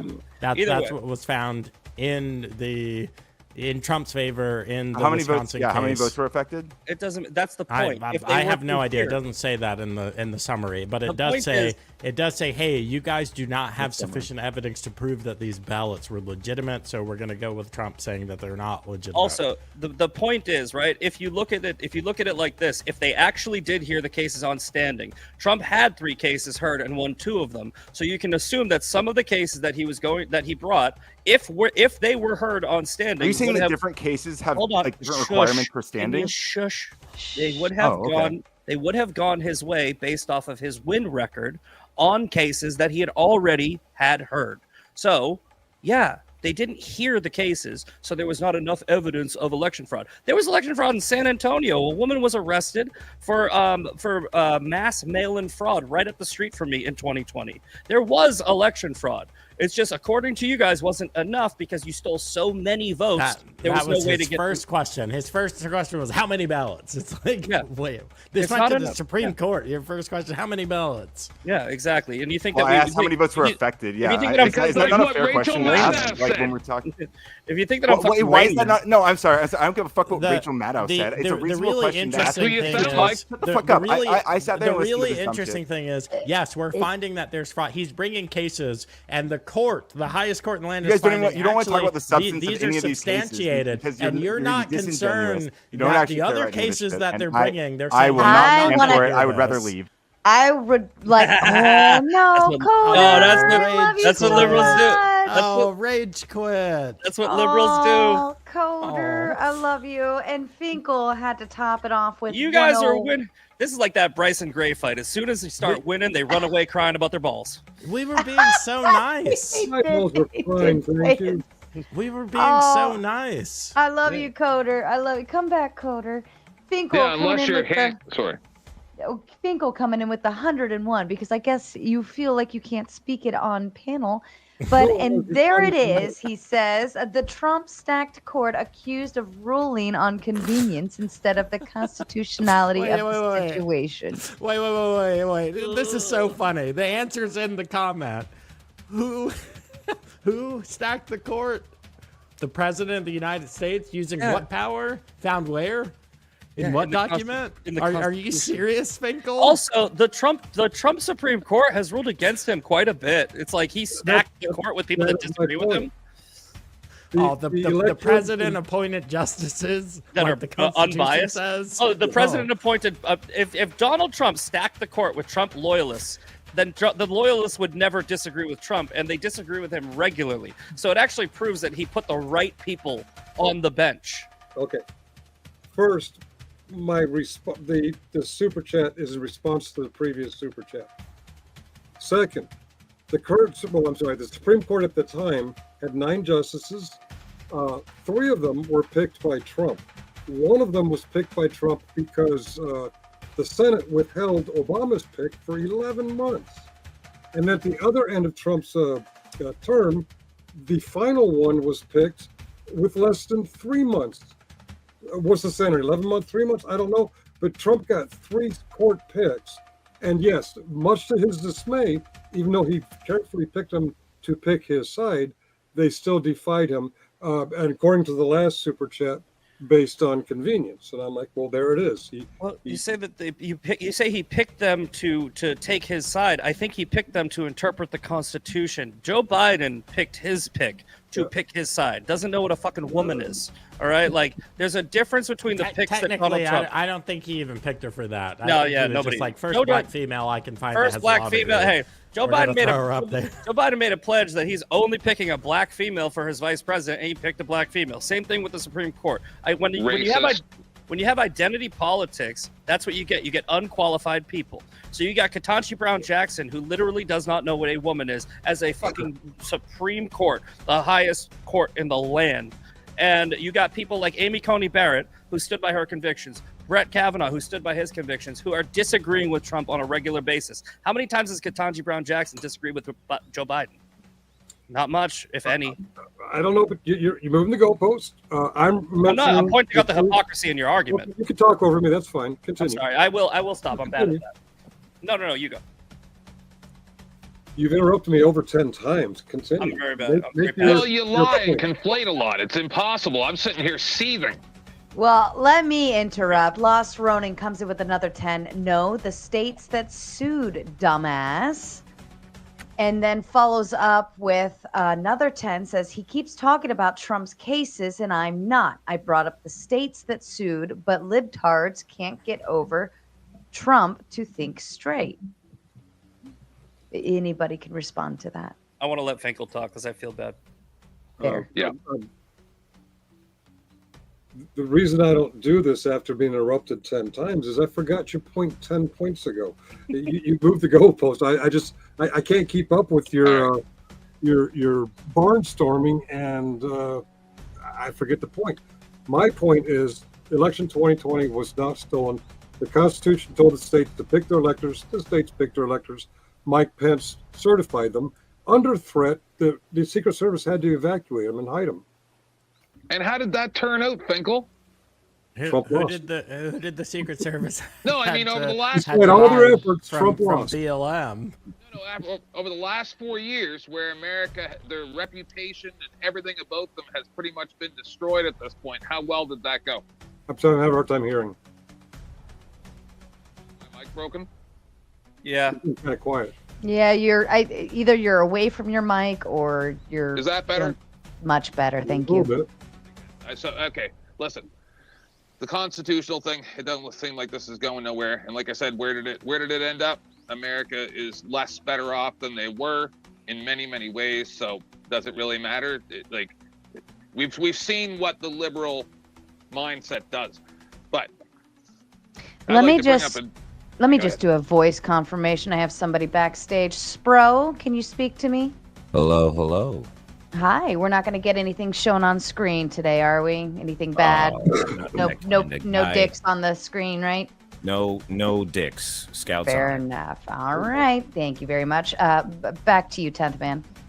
let one of the new people talk. Go. Oh, okay. well, I have a question for some of the people. Let's say the 2020 election was stolen. Okay, I can see that. Great. Do we think it's appropriate for the vice president to unilaterally not certify the election in violation of the ECA just because of that? If it's constitutional, yes. If not, no. Well, hold up. Well, do you dispute that Eastman's plan would violate the ECA? I think that the lawyers made a good argument, and they ended up just not doing it. So then it's okay. A moot So point. you didn't. They made a good argument for what? You're aware Eastman's argument was he could violate the ECA because the ECA is unconstitutional, right? So Yeah, would you like I agree that said, Eastman? Would you agree that Eastman's plan would violate the ECA? If I don't have enough information on it. No, I don't. So Okay, well, Eastman himself said so. Joe Mobley, do you agree that Eastman's plan would violate the ECA? Nope. You don't agree with that. So Eastman was wrong when he said his plan would violate the ECA. I believe so, yes. Okay, what's the argument for his plan not violating the Electoral Count Act, considering he said so, and considering the supremacy of the United States Constitution is my argument, and Finkel's argument. Well, no, because the ECA is subservient to which is subservient to the other.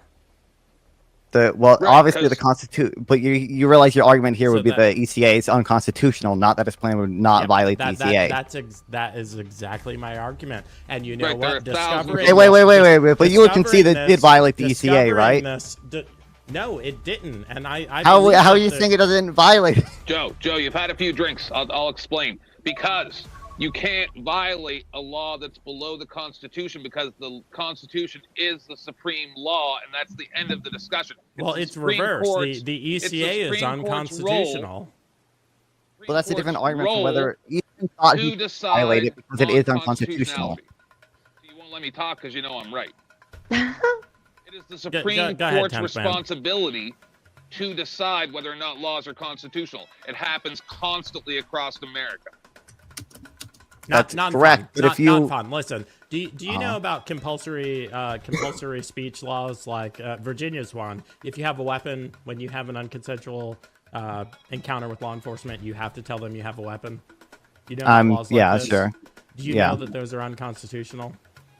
Because it goes against your Fifth Amendment. You cannot be compelled to testify against yourself. Do you know why I can't take that to court?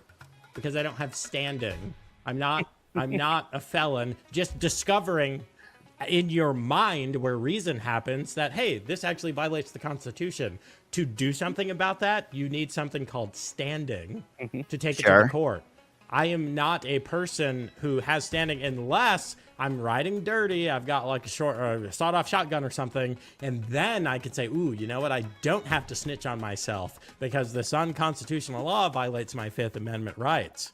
Which has I do this for a living. I'm not confused. You asked me a question. I gave you a succinct answer. I believe the analysis was wrong. Maybe he knew it was wrong and he didn't think that he wanted to bring a losing argument to SCOTUS, because that's a reality of being an attorney and saying, what chess move am I going to play?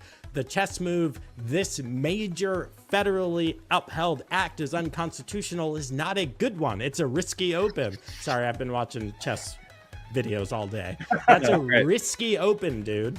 But yes, yeah. You realize he'd be violating the law in order to get standing. He has to violate the law in order to get it heard in court, right? There are so many things, like the civil rights movement. You had to violate the law to get standing. Yes, I agree. I absolutely realize that. I agree. I remember my first day doing YouTube debates too. Try harder, man. This is ridiculous. I want to correct. Wait, no, but hold on. You would agree Eastman's plan would violate the ECA, right? He had to violate it. Non-fun. Let Finkel get in here, please. Am I crazy? I said yes like 10 times over. No, you said it wouldn't violate. No, you said it wouldn't violate the ECA. Initially, you said Initially, you said Eastman was wrong. Gentlemen, the ECA on its face is unconstitutional. I love how much anyone can go back and say yes. It is the tomatoes talking.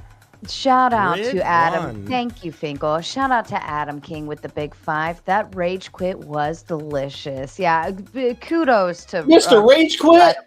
Radical Coder. Yeah, Radical Coder got a little upset and rolled, and it made me sad because we love Radical Coder, and it was getting hot and heavy. I think me and Misfit need to start a show, man. Yeah, you guys started with a debate and ended up. I told you guys would be drinking together at the end of the day. I'll get with you. I do want to bring you on my show if you're willing.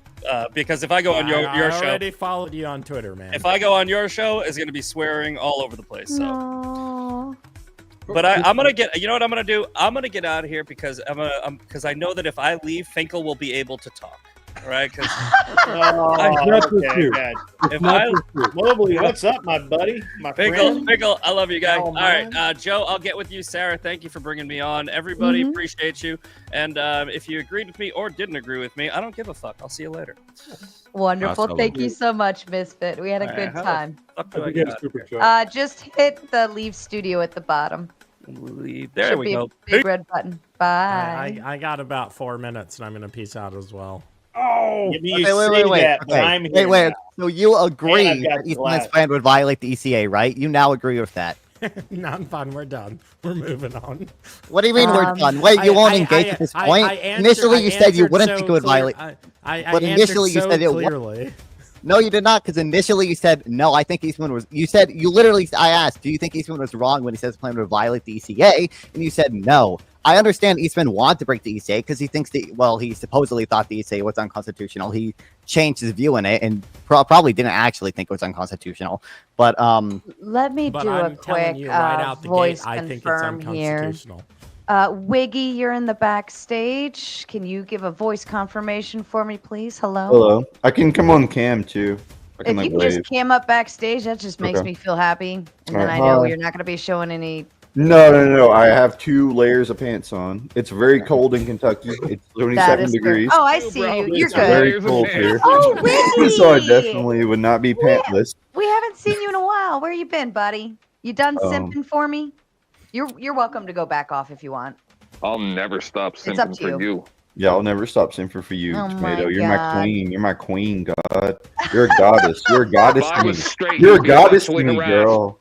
You're a goddess to me, Tomato. Oh goodness. Actually, is it Spro? Is that how you say it? That is how you say it. All right. You have a very, you could probably have a talk show with just your voice. Real quick, just all coming with the big 5. Oh, wait, I missed one. Wrongful Rage coming in with the big 10. Hope it's been a good night, panel. Glad I walked into a dumpster fire with popcorn. Yes, it's just, I feel like this is just getting started. Jester all come with the big 5. Don't you ever apologize for chess references. I knew I liked you, Jess Gerald. And Lost Ronin coming in with another 5. Finally, someone points out one of the greatest failures of our justice system, standing blocks, true justice, and change. And Spro, since you are new here, welcome. But I'd like to hear from you. You've been quiet. Oh, it was all over the place. I was watching a lot when right before Bull, I was about to say got scared and left, but I guess. Nice to meet you, handsome. Thank you. Nice to meet you. The January 6th. Initially, it was like I remember you guys earlier were talking about I guess should Christians defend homosexuality? I think that was the question. Or should Christians stand up against homosexuality?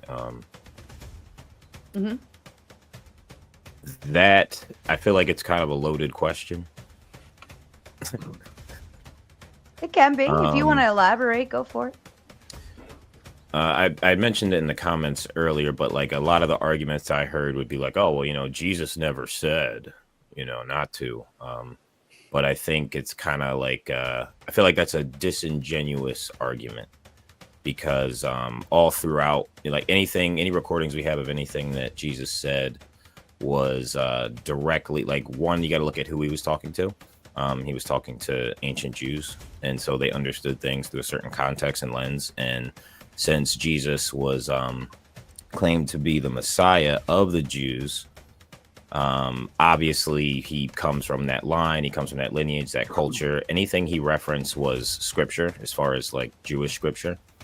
So like he wouldn't have to ever directly say like homosexuality is wrong. He actually does address marriage once, at least written down that I can remember off the top of my head. He clearly says that it's between a man and a woman. Now, I think where people get into it is like, oh, like is homosexuality, I guess, a sin? And I would define sin as anything outside of, and this is just according to scripture. I don't know if everyone believes in that or not, or who doesn't or who does. But according to Christian writings, ancient Jewish writings, which is just the Old Testament,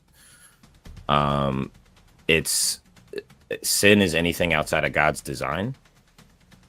Now I think the question comes in, it's like, oh, like, well, then is homosexuality, a sin? I think practicing homosexuality is a sin.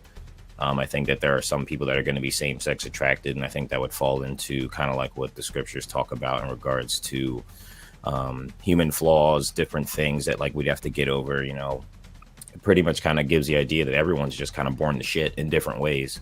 And like that shit doesn't mean that it's evil, but it's only evil because it's like outside of God's design. It doesn't mean that like God hates people. I don't think that people who are homosexuals are, if you believe in, the Christian faith, I don't think that means that they're like damned all, to hell. But I also don't think that it's smart to say like, oh, well, then what's wrong with, like, I think I heard the gentleman say earlier, oh, well, then like, Christians can't be friends with gay people. Or I guess condone and give a thumbs up to a gay marriage. Technically, no, they can't. That doesn't mean beat that person over the head with it. They'll probably know where you stand, and I don't think it should be like that big of a deal. So, like, if it's a yes or no question in regards to Christianity, should Christians stand up against homosexuality? Christians shouldn't practice homosexuality, and they shouldn't like say like, oh yeah, that's cool. The same way they wouldn't say something else that Christianity says like is wrong and against God's design is cool. So. I'll keep going if you don't stop me. So. Tomato, am I the only gay person up here? The only admitted. Okay. I'll never admit it. Well, what is your opinion, Tomato, on real quick, 10th man? I'm actually going to peace out. Sarah, this has been an awesome stream. Finkel, you're welcome to come on. Mobley, Wednesday night, bro. Wednesday night. Well, we'll see. But I gotta, I gotta pee. I gotta pee, and then I gotta get in bed. So Yeah, this has you been a had great too much time. bourbon. You had Wait, too am I much welcome bourbon. on? Can I challenge you on the just- ECA thing? I already dropped my email in the back chat, man. You got it. Have a good night. 1v1 me on Discord on chess one time. One Where did time. Nopon go? Yeah, I don't even know how to do that on Discord, but I'm on Okay. Discord. It's at the Joe Oh. Mobley. Oh, what's it? I Jay think Mobley? it's at the Joe Mobley. I think I'm at the Joe Jay Mobley Mobley or on everything. JC Mobley? The Joe Mobley. JC Mobley is my Okay. chess. Just arrange it through Tomato and have a debate on here. There you Yeah. Yeah, we can host it. Boom, boom. Yeah, I'm happy to. See, I'm Just- always looking out for you, dear. So Hey, much thanks. fun. Thank you so much. You guys have a good night. Yes, thanks, Good night, Joe, man. and thanks for Okay. having this idea. It's fun. I want to make two corrections. One to like 10th man, and Balls. the other one, well, they're already gone. 10th man, you said that was the end of the subject. Well, the truth is, the subject's going to go well beyond the next 14 days, and 14 days it won't matter because Trump's going to pardon them all. And the other correction was that gentleman who rage quit. I think he will. He didn't rage quit. Elon Musk, who supports Trump, cut his internet off just when he was making a point. I believe it. As long as you believe it, we're good. Nice. Is Einhorn a Ace Ventura reference? I just want to ask like really fast. It is. Okay, I thought so. I love that movie, bro. I love that movie. I don't agree with your lifestyle, but I love that movie. So I think it's odd that we had a debate about like gay stuff, and only one gay person came up here. I'm not gay. I was joking. No, me, sir. My, 51% Oh, gay. Not that there's anything wrong with that. yeah, That's a Seinfeld reference. 51% of me. Yeah. well, the black guy That's was a good gay, one. wasn't he? I don't mean to. If he wasn't, I'm sorry. I thought he said he was like LGBT. Sorry if I'm wrong. Oh, he didn't say that. Oh, okay. I like your girlfriend. Oh no, All right. I'm married to a woman. So I Oh, don't. no, get no, not the you. subject, Mobley. But the two Jay main Mobley. No, I don't people, know. I think the host Kids. went to He's take got a like 4 bathroom break. kids. So not to change the subject, but we might as well, because the two people that started the subject about the like punching the gay, where like the person that said bad stuff about the gay person, those people are gone, right? So What did they say bad about? it was a whole thing. You had to watch 3 hours of this. So it was a really good panel. But what I was trying to bring up to the two people that were discussing about January 6th was the fact that, does nobody find it strange? Because I insinuate that feds broke the windows at J6 are the same group of people, just like Antifa is the same group of people across America and Canada. The feds who broke the windows at January 6th are the same ones that I watched videos of from the protesters during the Black Lives Matter protests, where they would go and smash the windows out of a grocery store or whatever, and then the protesters were like, hey, stop that. Who are you? Same people. These are blacked out people with hoods and masks on, smashing windows. That's the way they do in the FBI and the intelligence agencies.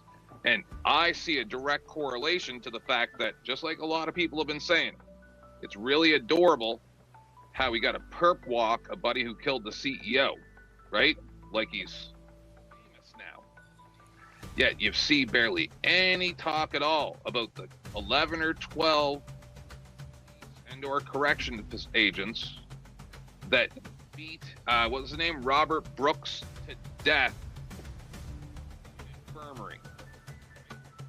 So we're not Stay supposed to pay close to your attention mic.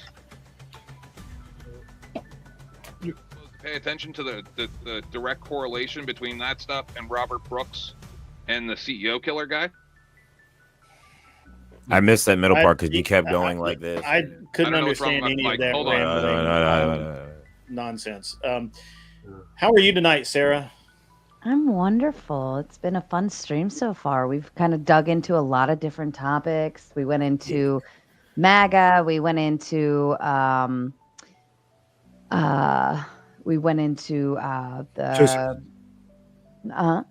J6. Is it better now? Oh, yeah. Six. We went into all sorts of things. Let me do a voice confirmation. Nobleness, is that you? It is, madam. Thank you. All right. Thank you. Is my mic better now? Yes. Significantly. Tomato, can I is- ask if it runs over, Good. can I 1v1 Hormaxer? If Hormaxer. So we could have a rematch. Beat Hormaxer. All right. And Undue violence. Just Gerald coming in with the big five. Spro, thank you for giving your position on the topic crystal clear and concise. Yes. Thank you. We were kind of in a little bit of a depth over there where we weren't really like we were kind of I don't know. There was no real solid answers, but they were kind of beating around the bush a little bit. Like, yeah, I agree with this, but kind of not that. But like, yeah, this is this, but that kind of not that. So it's been interesting. We just kind of got caught somewhere in the gray area most of the That's why I night. said it was kind of. I've spent the last 3 hours attempting to debate why the U.S. should commit world domination. Oh. Haven't they? All right. I agree with that. I'm kind of okay with that. Yeah, That's because you've been engineered to think it. That's exactly why. You want a North American Union and a South American Union and a American Union and a 2 world order and a 1 world order? No, we don't want a union. We want an We empire. can't. We didn't even get that far into it because Led by who? There's a lot of. Well, I'm not going to mention another panel show on Sarah's show. That would be bad form. It's good. It's good. I was over on, so I do the Monday night show over on the Reverie. It's a panel debate. It's closed group. You have to be invited, and it was actually it started out to be a pretty good debate, but not about any of the topics that we were supposed to be debating. Go ahead. Sarah. Sorry, Ain't that just Dennis. the way? Dennis, can you voice confirm for me? You have to unmute. Are you with us, Dennis? All right. 5, 4, 3, 2. All right. Okay. Bye-bye. All right. And let me get this one real quick Wrongful too. Rage, listen to me. We love Wrongful Rage. He comes in with a big 10. Has the guy with the mic issue or those people multiple personalities and one speaks in whispers? Grid 1 took on a gay frog. It was funny. All right. Spit it out, Grid. Let's go. It was funny. I mean, it was so there's and I want to preface this by saying that both of the people who are staunchly for the United States basically colonizing the entire rest of the world, annexing it under United States principles were Mexican. Not there's anything wrong with that. They're just, I thought it was funny. It wasn't me. You would think it would be, right? Because of who I am and what I've done and all of that. But you would think that I would be the one going world domination. But no, I was like, no, I think that's a bad idea, right? Like, we could have done that because in World War II, we owned the whole damn world, right? We could have just told England, here's your bill. Oh, now we'll just go ahead and just go ahead and sign us over the entire UK because we know you can't pay us back. Your credit's no good here, and we own Germany, we own Japan, we owned all of it, and we just like, whatever. You guys, all's good. We're cool. And then we let the world go back to being whatever it was. I would suggest if America had to try to continue its domination, it wouldn't exist today.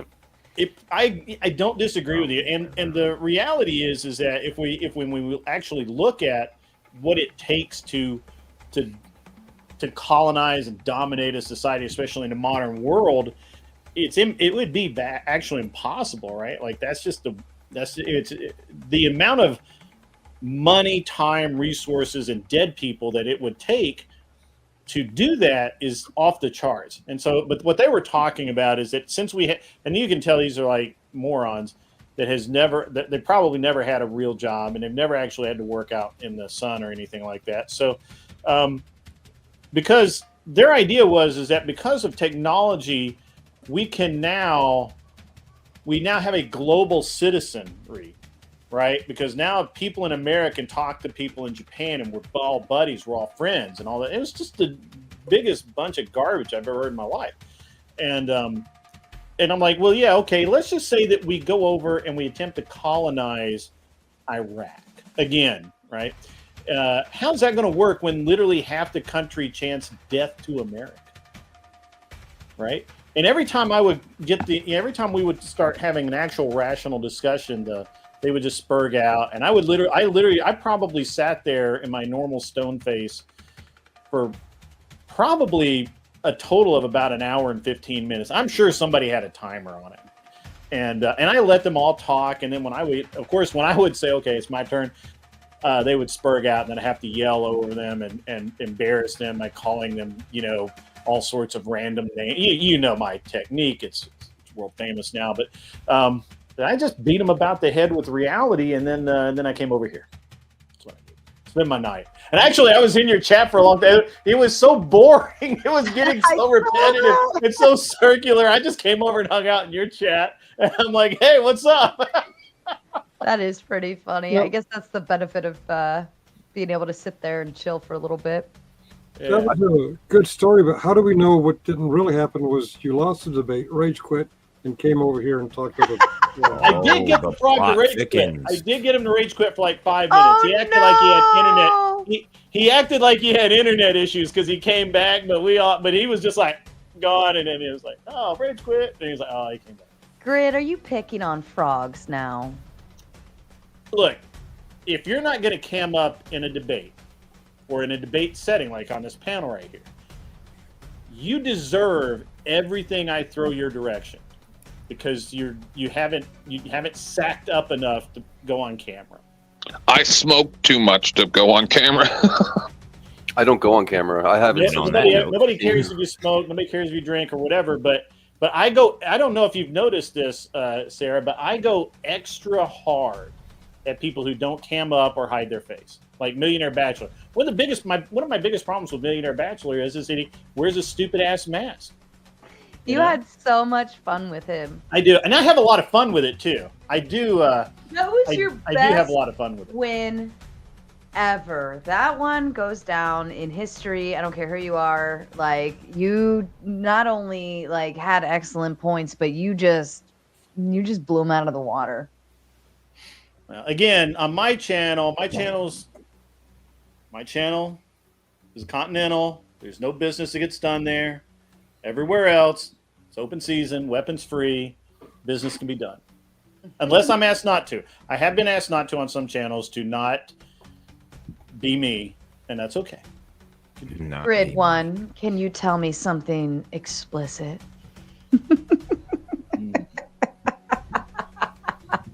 I can, but you don't want to hear it. This is a good point. I'm not sure that my wife would approve of that. That's what a Millionaire Bachelor's thing is. He said, yeah, I tell the lady, I say, I'm going to tell you something explicit. Wrongful rage coming with the Big Ten. If he's not, I will. They're apparently turning frogs gay. Fair enough. Oh, no. Fair enough. They're turning the frogs gay. They literally, my entire chat was wanting me to ask if by doing this it would turn the frogs gay. Oh my god! Because it was a frog, this guy using a furry avatar. So yeah, I just don't respect people that don't. Look, I respect it if you don't want to cam up because your job or whatever. Totally cool. Just don't debate. Don't argue. Just sit there, talk about things. It's all cool. Everybody loves you. So you can't have an opinion because you don't. I mean, I don't think that's fair. Yeah, no, because I can't. Like cam up during the whole debate, or just for a minute. What somebody looks like doesn't make a goddamn sweet fucking can't- difference, buddy. Listen, It absolutely what people does. look like because does I not make can't a fucking read your difference. micro expressions. Information. I The can't read your information body is what language. matters. You have an advantage Who cares? over me during the Who debate. cares? Who cares? It's about the truth, dude. It's about information. It's never It is about what fucking people- truth. The truth is It what is for me, and that's the only reason why I'm sitting here online. Whoa. I have no issue. Sorry, I have no issue you with just people talk not shit. That's your camming. problem. I know you what don't, I Sarah. what I I go will extra hard at say, them, so. yeah, wanted what you to I talk would shit. say is if I'm featuring you for a debate, I would have a preference, and I will purposefully like not go seeking people who I know don't cam up. Yeah. Because to me, that like it doesn't present well to the viewers. But as far as open panel, I don't give a shit. You have something to say, come say it. I'm not gonna, I argued with Andrew about this. I was on the other side for a long time. I was like, why does it matter if people don't cam up, whatever? And he's like, well, you'll see. He's right. And so I just go extra. I mean, I'm just not going to, I don't take you seriously. I don't want to, I will go extra hard. I may be more rude than normal, which is hard for me, but, but I can make the effort. It's internet land though. Like I don't think that not that serious talks and discussions aren't, happening, online. I think a lot of them are. The fact that we can talk about more things, like doing things like this, that's dope. But someone not camming up, because there's plenty of people that create content who do a lot of groundwork who just choose to remain anonymous for multiple reasons. Not talking about those people. You're talking about for debate? Someone who decides to come into a debate with me about issues. If you're not going, I'm going to face you face to face. Well, then do it in private. You can read my micro expressions. You can look at me. You can see what my body language is. You can tell if you can do all of those things. I can't do that if I can't see you. I can't tell that there's not 3 people behind the mic with feeding you information, and that's actually happened to me, by the way. So, it's not like I won't engage with you. It's just I don't have the same respect that I would for an opponent that is camming up, and I don't have I won't limit my responses like I might with someone that's camming up. Does that not make? No, I can dig it. It sounds like you're talking about in a structured, we're sitting down and this is an actual debate. Maybe you have a moderator in that kind of scenario, in that kind of setting. Yes. Sure. Open panel. Even informal. I don't do even informal business. There was I think it was Millionaire Bachelor. I worked stand up, and he was going on and on and on. So I did this. That set him off. If I'd been behind an avatar, he would have been fine. But I was just, I was doing this. He just went berserk. Yeah. Well, he doesn't like me. Which is he cams up, but he wears a mask. Yeah, he wears a mask. I'm not is it like Batman, like a cowl? I went after him really hard, though. I mean, there were several things about Millionaire Bachelor that rubbed me the wrong way, and I went after him extra hard. What kind of mask does he wear? I'm on the smoking shed the other night, and I don't know what it is. It's like a crocheted thing or something. I don't know. Is it like a balaclava? Like you just see his eyes? No, it's not a balaclava. It's just real dark. You can see his hat, and it's just like a black spot. It's like a crocheted knit mask or something. It's weird. Like those Kanye West masks. It's got a lot of texture. Yeah, it's got a lot of texture. To the people watching over on Joe Mobley's side, I'm going to go ahead and drop the link. I don't know if I'm a mod over there, so I don't know if it'll come through on your end, but overall, just look for the Raging Tomato. I'm going to go ahead and disconnect his channels just because he hasn't gotten back to me, and I don't want to have anything happen and then him be asleep and not able to cancel out or do what he needs to do. So if you're watching on the YouTube end, just come over to the Raging Tomato and we'll get it on this side if you want to keep going. But I'm going to go ahead and disconnect for now. Ooh.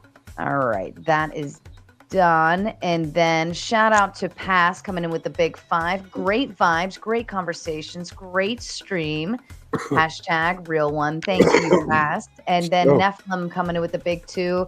Are we talking about London? Yes, we were talking about London, the Millionaire Bachelor who wears a mask. It is quite interesting to say the least. You're camming up and you're giving mannerisms, but at the same time, I feel like it's more weird to wear either just be virtual or avatar only, or don't cam up, or cam up all the way, Maybe he does that. Maybe it's the happy medium. I'm just gonna be devil's advocate for a second. Maybe it's a happy medium because if he's really expressive and he talks with his hands, because I talk with my hands a lot. If I wore a balaclava or a Kanye mask, I think Yeah, I'm like the same thing I get across. However, I do understand a little more Grid One's point, like where it's like eye contact and stuff like that, and especially if it's like a formal debate and like there's a moderator and everything. I would say then yeah, you should see It's just kind of it's kind of a really little great. weird, right? Because I don't mind avatar mode and I don't mind being fully cammed up, but to be cammed up and then wear a mask, and it's like, well, I get the I'm protecting my identity, but like, how are we going to? We'd have to. maybe it's know. on brand for him. He's a superhero. Yeah. He's got to It's protect just- the ones he loves. It's just different. That's it is what it is. It's the internet. There's a lot of weird people out here. Am I the one know. am I lagging for some reason?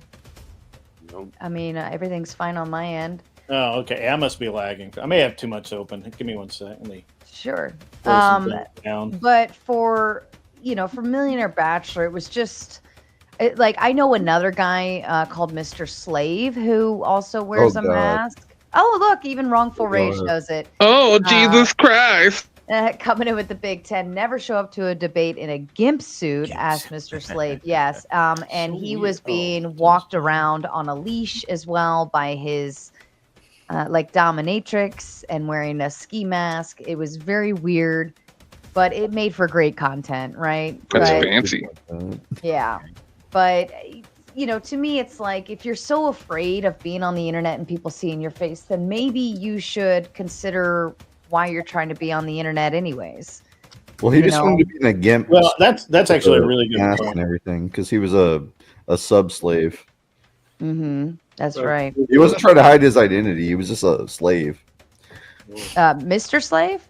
Yeah, he was just a slave. No, he specifically, we interviewed him once. Like he wears it because he's like, well, I'm a really smart scientist, researcher person, and I don't want my face out there. And it's like, and maybe you shouldn't be on the internet if it's a problem, I didn't know that. It was Dr. Fauci.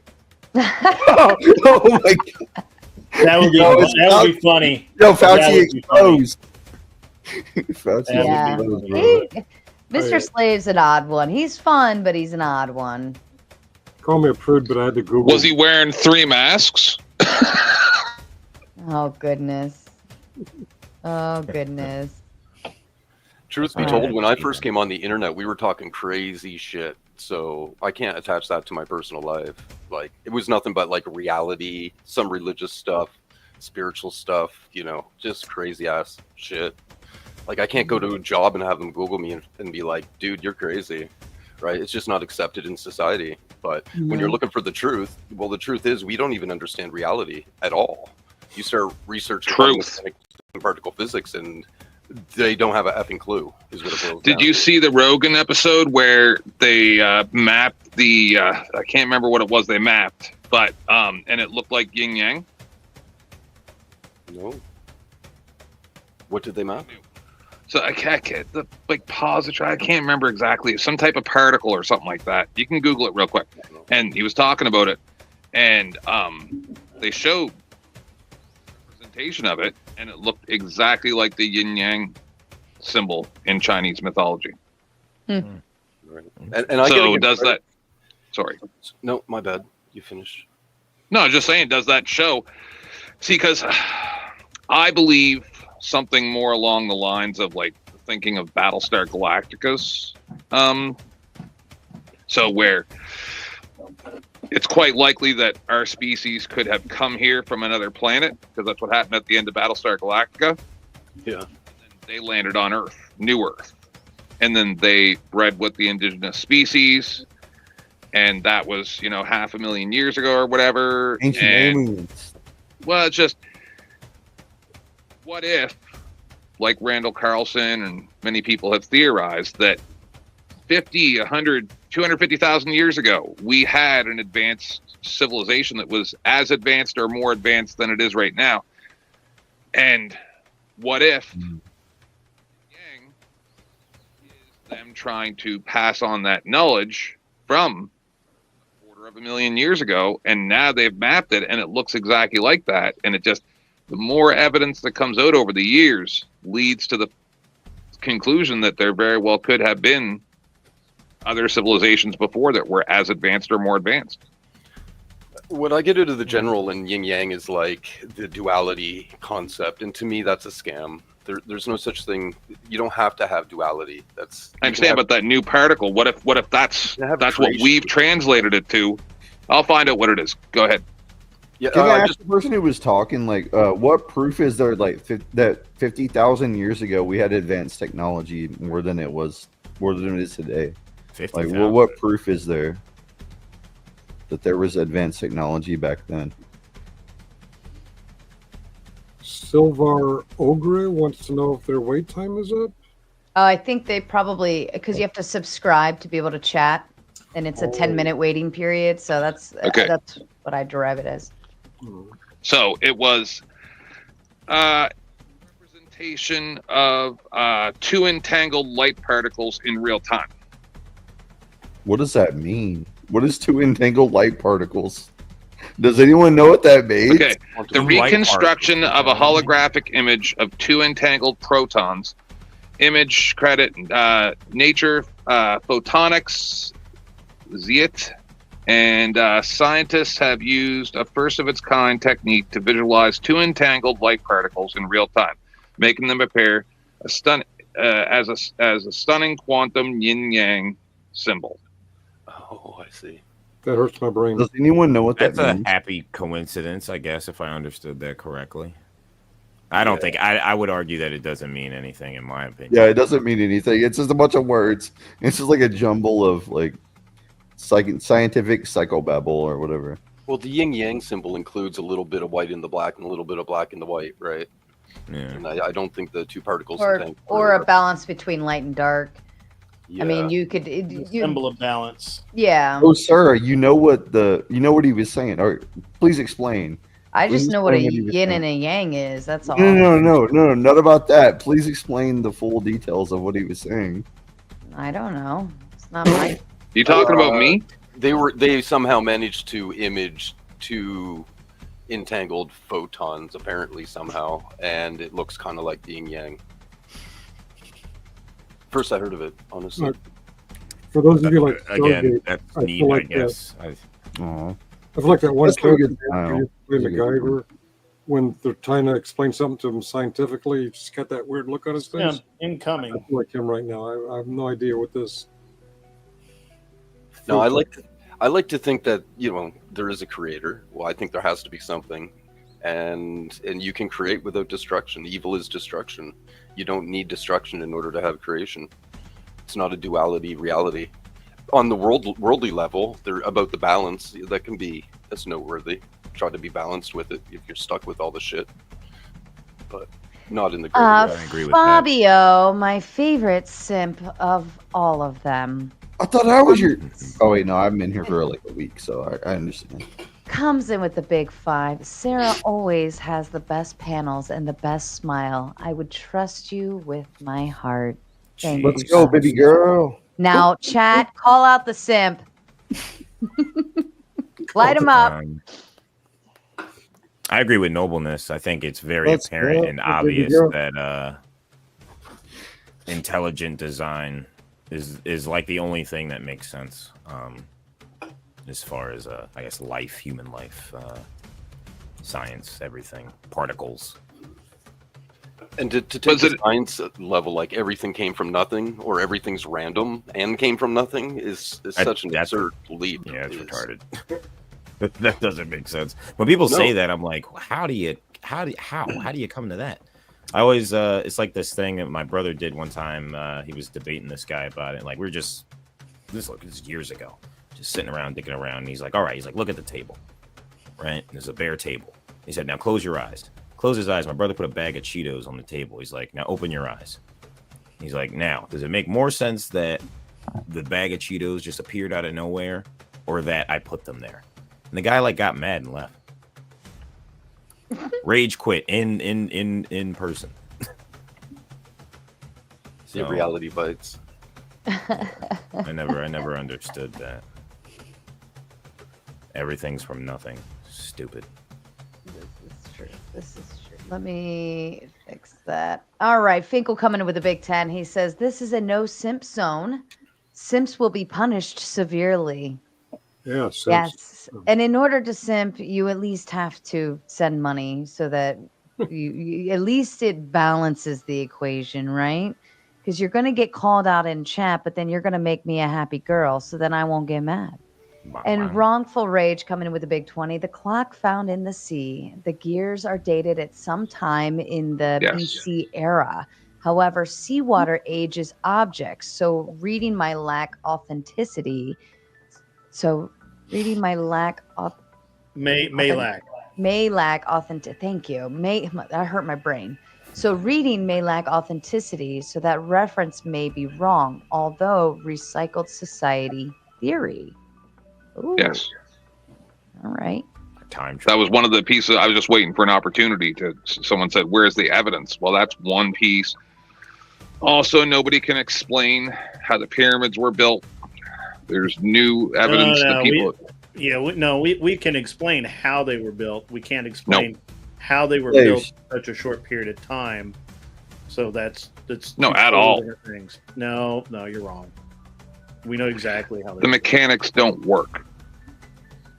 The mechanics don't work in the timeline in which they say they are. We couldn't build it now.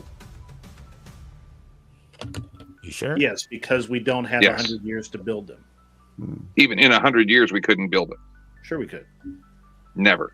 If you have 100,000 slaves, you can build idiot. a pyramid. And they did have 100,000 slaves. I was gonna say, I could tell you the amount of energy that it would take would be insurmountable. Slaves. 100,000 of them. That's absurd.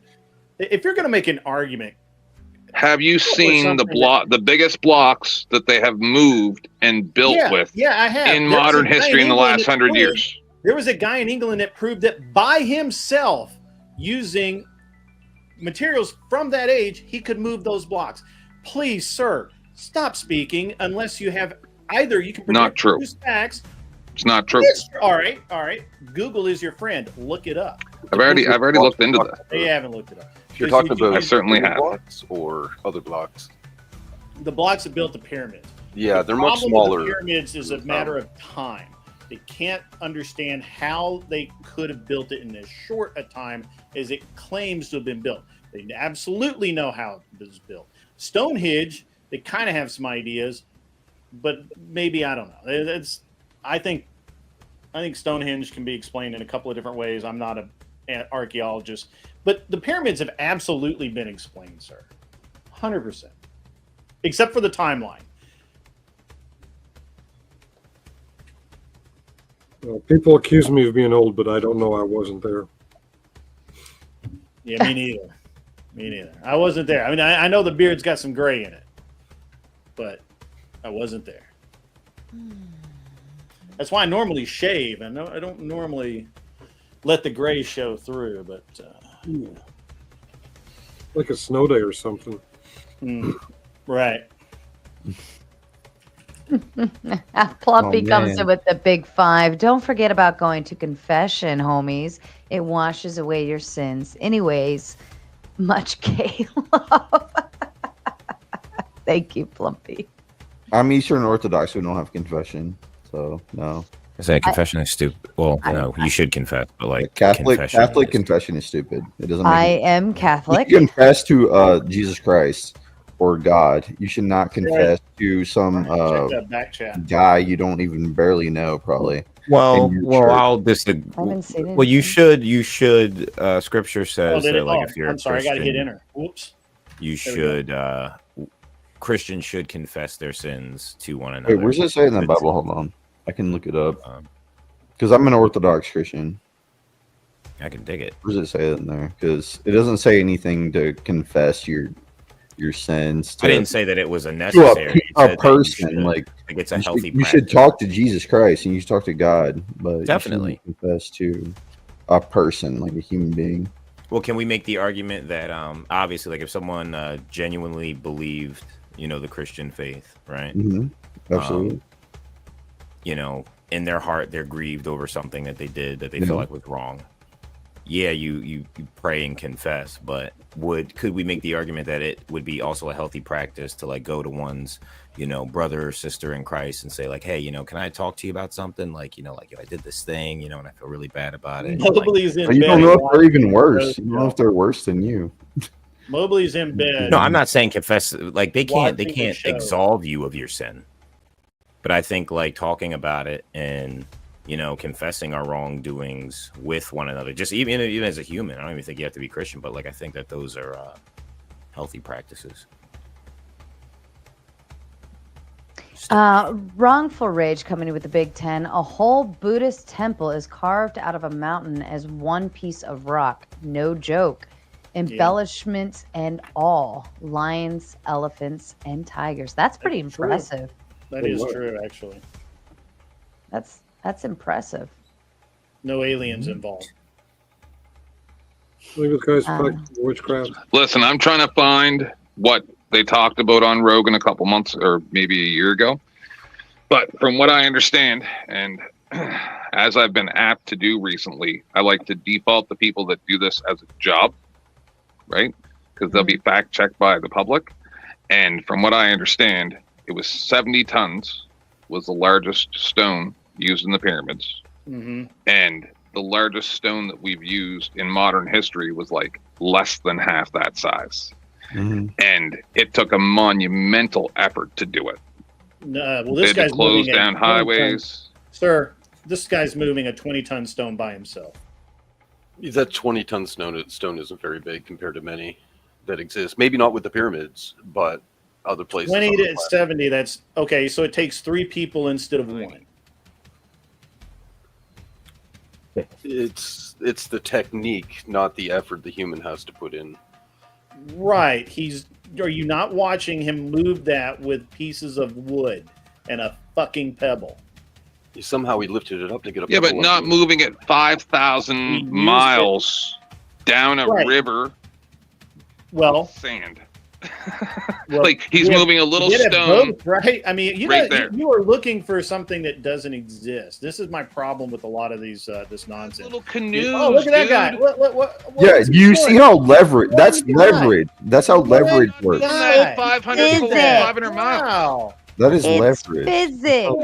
Doing it 500 miles. He's moving a whole fucking Oh, building. look, humans building things. Right? Yeah. I mean, when you guys are on about these pyramids like they couldn't have been built. The only thing we can't figure out is how they built them in such a short period of time.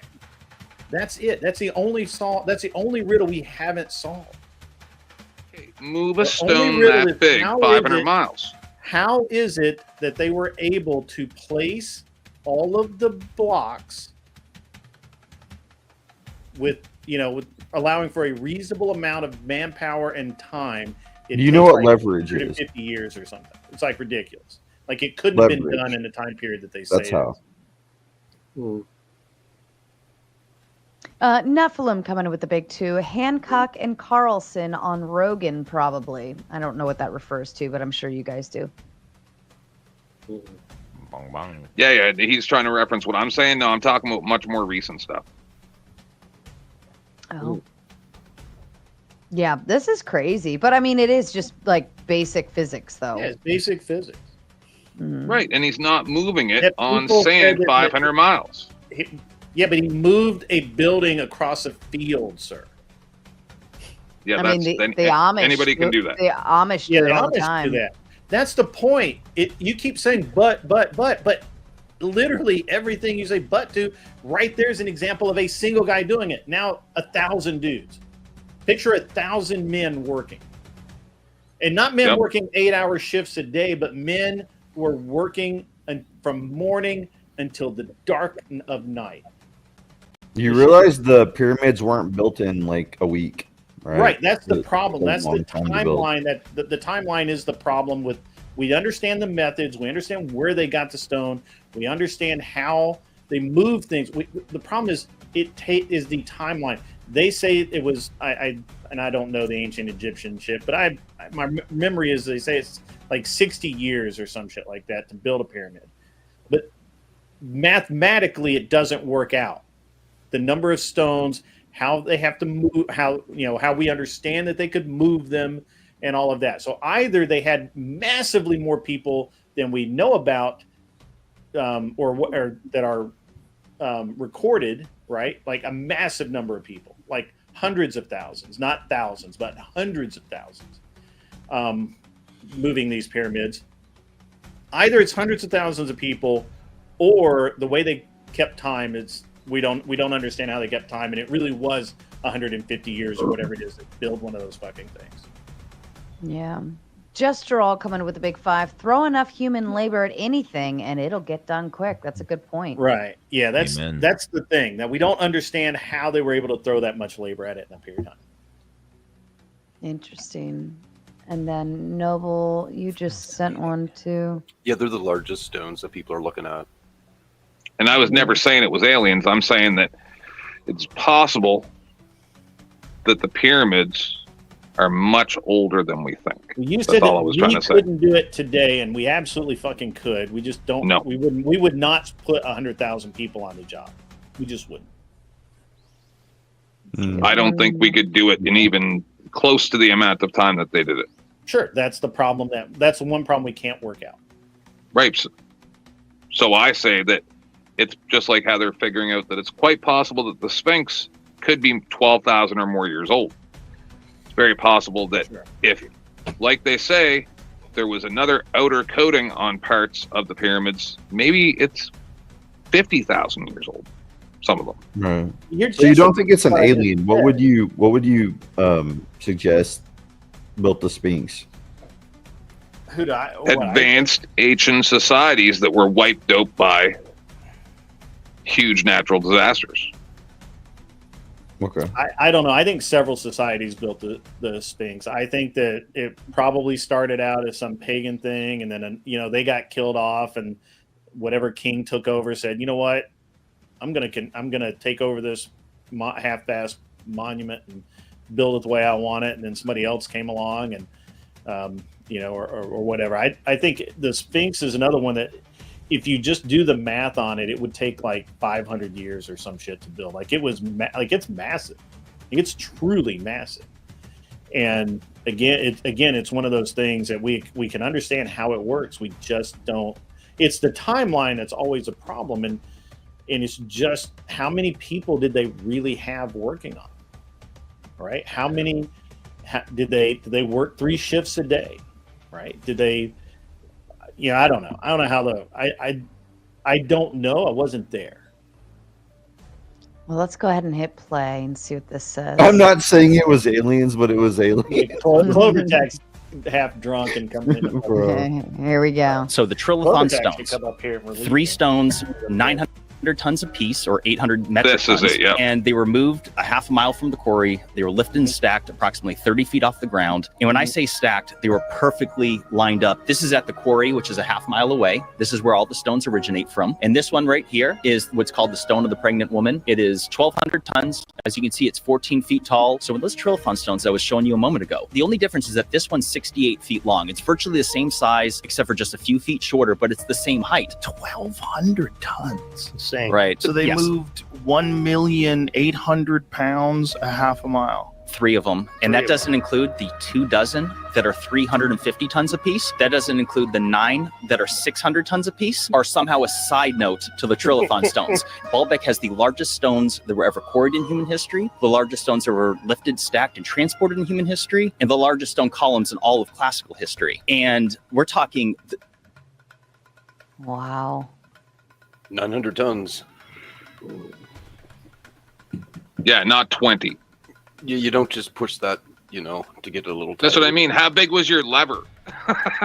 Right. Yeah, I understand that if you have a large enough lever, you can stop the Earth from spinning. I get it. Exactly. If you have a large enough lever, you can move the moon. You can move the sun and the moon. Like, you can move anything if you have a large enough Magnetic lever. field, yeah, sure. Wrongful Rage coming in with the Big 10. The Celtic god Lau burned with his fire spear into stones, creating the northern castles of Scotland, primitive castles of melted stone, and their legend of creation. Interesting. Oh. Yeah, I think it's all phenomenal. I think it's beautiful, the historical pieces, and I think that that's what makes this even more fun. I think I'm is still freezing up. It might be my Oh. internet trying to tell me to go to bed. It might be. We are gonna shut down here, maybe about 15 minutes, because it's almost 1 a.m. here, and I'd like to go to bed too. Tell Hormaxer he's a bitch. for I'm not- actually gonna rage quit. This is a lot of fun. Sarah, I subscribed to your channel. I'll come back. Very mellow rage quit. Yeah, we always do open panels. Monday is Moderator Monday. Thursday night is Thursday Throwdown. And then Saturday nights we do sip and streams, and there's a few bonuses during the week every now and then too. So you're always welcome. And if you like debate, hit me up on Twitter, Insta, or whatever, and let me know if there's something you want to debate or somebody specific, and we'll get going Heard from the there. word. All right. I'm so angry. I quit. I want to debate Jordan Peterson. That might be a little out of my reach, but I Loathe do him. try my best. I loathe him. In your room. With every fiber of my being. That's funny. Okay. I agree with Cred. Yeah. Oh my god, I'm yawning too. Maybe we should just shut this shit down now. What do you think, Justice for guys? Robert You got to Brooks. make at least $20 more before you shut down. So what I was trying to say earlier about the justice system and stuff in both J6 is about Robert Brooks, about the 11 or 12 officers that beat him to death in an infirmary, and then compare that to the guy who shot the CEO, and you don't see them getting perp walked. Why is that? Why is that when we watched them murder that man, that they just get to spend Christmas with their families? Why is that? Yo, Finkel, let's go. Finkel's tired. Finkel's like, I'm out. I want to end this. All right, let's do this. Let's go ahead, and I am getting sleepy too. And it's been a fun night. It's been a good night. Lots of new people as well. I really liked Misfit Patriot being a new feature on the show. So everybody, please be sure to go show him some love. Subscribe. He is a right winger, so he'd be sitting right there in the Crucible camp as well. The Trump You guys- camp. Trump side MAGA. Well, he wasn't really too fond of like the MAGA Oh, he doesn't like Trump? group. No, he's pro Trump, but the whole like MAGA hardcore right wing. There was some pieces in there that he was a little against, like for the kind of more radical. Yeah, that's fine. But no, and then also we had Spro, I believe it was, who just rage quit. So that's He didn't another rage quit, he was cool. newcomer.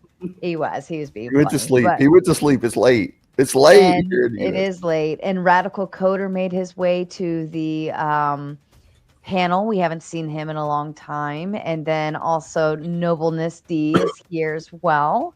And 10th Man, you haven't been here in a while. So, and Wiggy. So all of we have a nice, I'm your fresh- favorite. I'm your favorite. No, you're not. But we have a Oh. nice fresh roster, which is what I do like. I love seeing new faces or faces we haven't seen in a while. So, 10th Man, let's go ahead and get your final thoughts on the evening. Robert Brooks. Listen, I used to do shows, right? And I used to be a news guy. And I do a little bit of drama. And I watched a couple of years ago, 2 different gentlemen get beaten in restraint chairs in prisons, and then it didn't stop. And now I just watched a man get beat to death with his hands cuffed behind his back in an infirmary. And people are worried about not people marry and or have sex with the same sex of human beings when their government officials are out there murdering people with their hands cuffed behind their back. It's phenomenal. It's phenomenal what people spend their time on.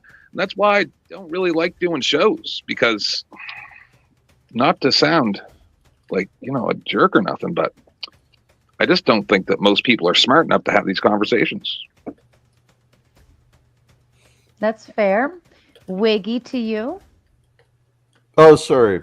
I was just saying he was talking about some alien slave force. I was saying I can join your alien slave force because you're my queen. You're my queen, Sarah. I'm simping hard for you, girl. I'm That's a simping ban. hard, baby girl. That's banned. No, baby. No, I'm joking. No, I'm joking. Oh my god. 2 weeks in the Wait. box. Wiggy was here one night. This was probably a couple of months ago. And the private chat, he was on panel, but he was lighting up the private chat like, Sarah, I'm so in love with you. Please. Yeah, I'm so in Like, love with you, baby girl. Baby girl, I love you, baby girl. You do it for me, baby girl. Two Like, weeks. I was trying to. Like, 2 weeks in the hole. oh no, I was in the hole. I just got out of the hole. Don't send me It in the puts the hole. lotion on its skin. Don't send me Simping back is in a the big hole, worse than death. please. Oh no. Oh, no, no. bro. Nobleness D, your final thoughts? I'll give you $5. No. How much money do you need? How much money do I need to D get is out of the giving hole? his closing thoughts. Do not $100, interrupt. Shut $200, up. $300. Oh, sorry. My final thoughts. I'll refer back sort of to the original title because I was, and you know, I was going to pose the question, but it doesn't matter because nobody really knows, I guess. But pose the question or thought as if, like, marriage, does that exist beyond this life? If there is a continuation of existence after this, and I always pondered that, you know, which made me think, well, what if I had a different life and I was married to somebody? You know, I feel kind of guilty about it. So, it's just one of them things. That's We'll never fair. know. That is fair. Grid 1 to you. Yeah, hey, I had fun for the short time I was on here. Everyone wondering about my sunglasses. I got lights, and they're. I'm getting a little tired of them for the evening. And actually, on Sarah's stream, when I come on, usually everybody has to wear sunglasses. It's just the way it is. This is a sunglasses safe stream, sir. Yeah, and so that's I don't know why everybody's wondering about my sunglasses, but I do have regular. Because Sarah's glasses I so wear, pretty. but, yeah, and Oh, he's sipping Flow more State, than me. Flow State started it. by I'm the gay. way. It's all Flow State's fault, but I continue the tradition. I'm gay too. Jesus. Flow State's not gay. He's just weird. So, at any rate, you can find me at Grid 1-Motorsports. I am an unreasonable man, and this is this has been a cool time to be up here. And I was earlier when I was in the chat, and I actually had the stream muted, and I could just read the chat. It was quite fun, and yeah, so. Yeah, it's a good time, Sarah. It's a good time seeing you back on the webs, and but yeah, no migraines, no nothing. I'm not debating anybody. I'm just kind of chilling, but you know, just fair enough. Sarah, Thank can I you. just throw in? I just want to give a little apology to Grid 1 and getting a little heated on him right quick there about camming or not, but you know. I don't usually get heated at all. Like I'm not usually like wanting to get bad vibes with people. So that's the other thing I should say is that anything I say, give me my disclaimer. Anything that I say or do, gestures, words, tones, etc., are all part of the show. Don't take it personally. It's not a dick. It's not going to hurt you. So it's just TV, folks. It's just TV. My. Oh, wrongful rage coming in with the Big 10. Gays are the biggest simps. Good night. Thank you. You're welcome. That's a backhanded compliment. Old Sarge Finkel, your thoughts, please. Oh, wait a minute. I'm last. Mm-hmm. That means everybody who disagreed with me tonight, I got the last word. You get the do? last word, sir. And I don't know what to do with it. Thank you and have a good night. That was a lame last word, bro. You should have It's blasted his last everybody. word. It's his last You word. should have Shut up. blasted everybody. Though. Oh, Shut up, Wiggy. I'm just saying you should have blasted. Silence. everybody. That's Shout out. anticlimactic to perfection. Shout out to everybody who joined the panel this evening. We had a really good time.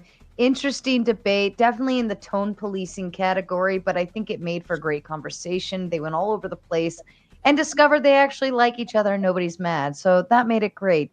But outside of that, everybody, don't forget about Thursday night throwdown. I'm still working through which topic I want to do. And then, of course, Saturday night sip and stream. And I'm trying to consider doing a Friday night bonus stream. I'm not sure yet, but if so, make sure your notification bells are turned on or else you won't know that I'm live. Outside of that, everybody, fuck off. A strong conservative gay man stood up on stage today, yesterday, always, stands for the American people. Shout out to Scott Plusser. I got a lot of people coming at me saying that I sucker punched Bryson Gray last night. First of all, that is allegedly. Second of all, there's no such thing as a sucker punch if you do it from the front.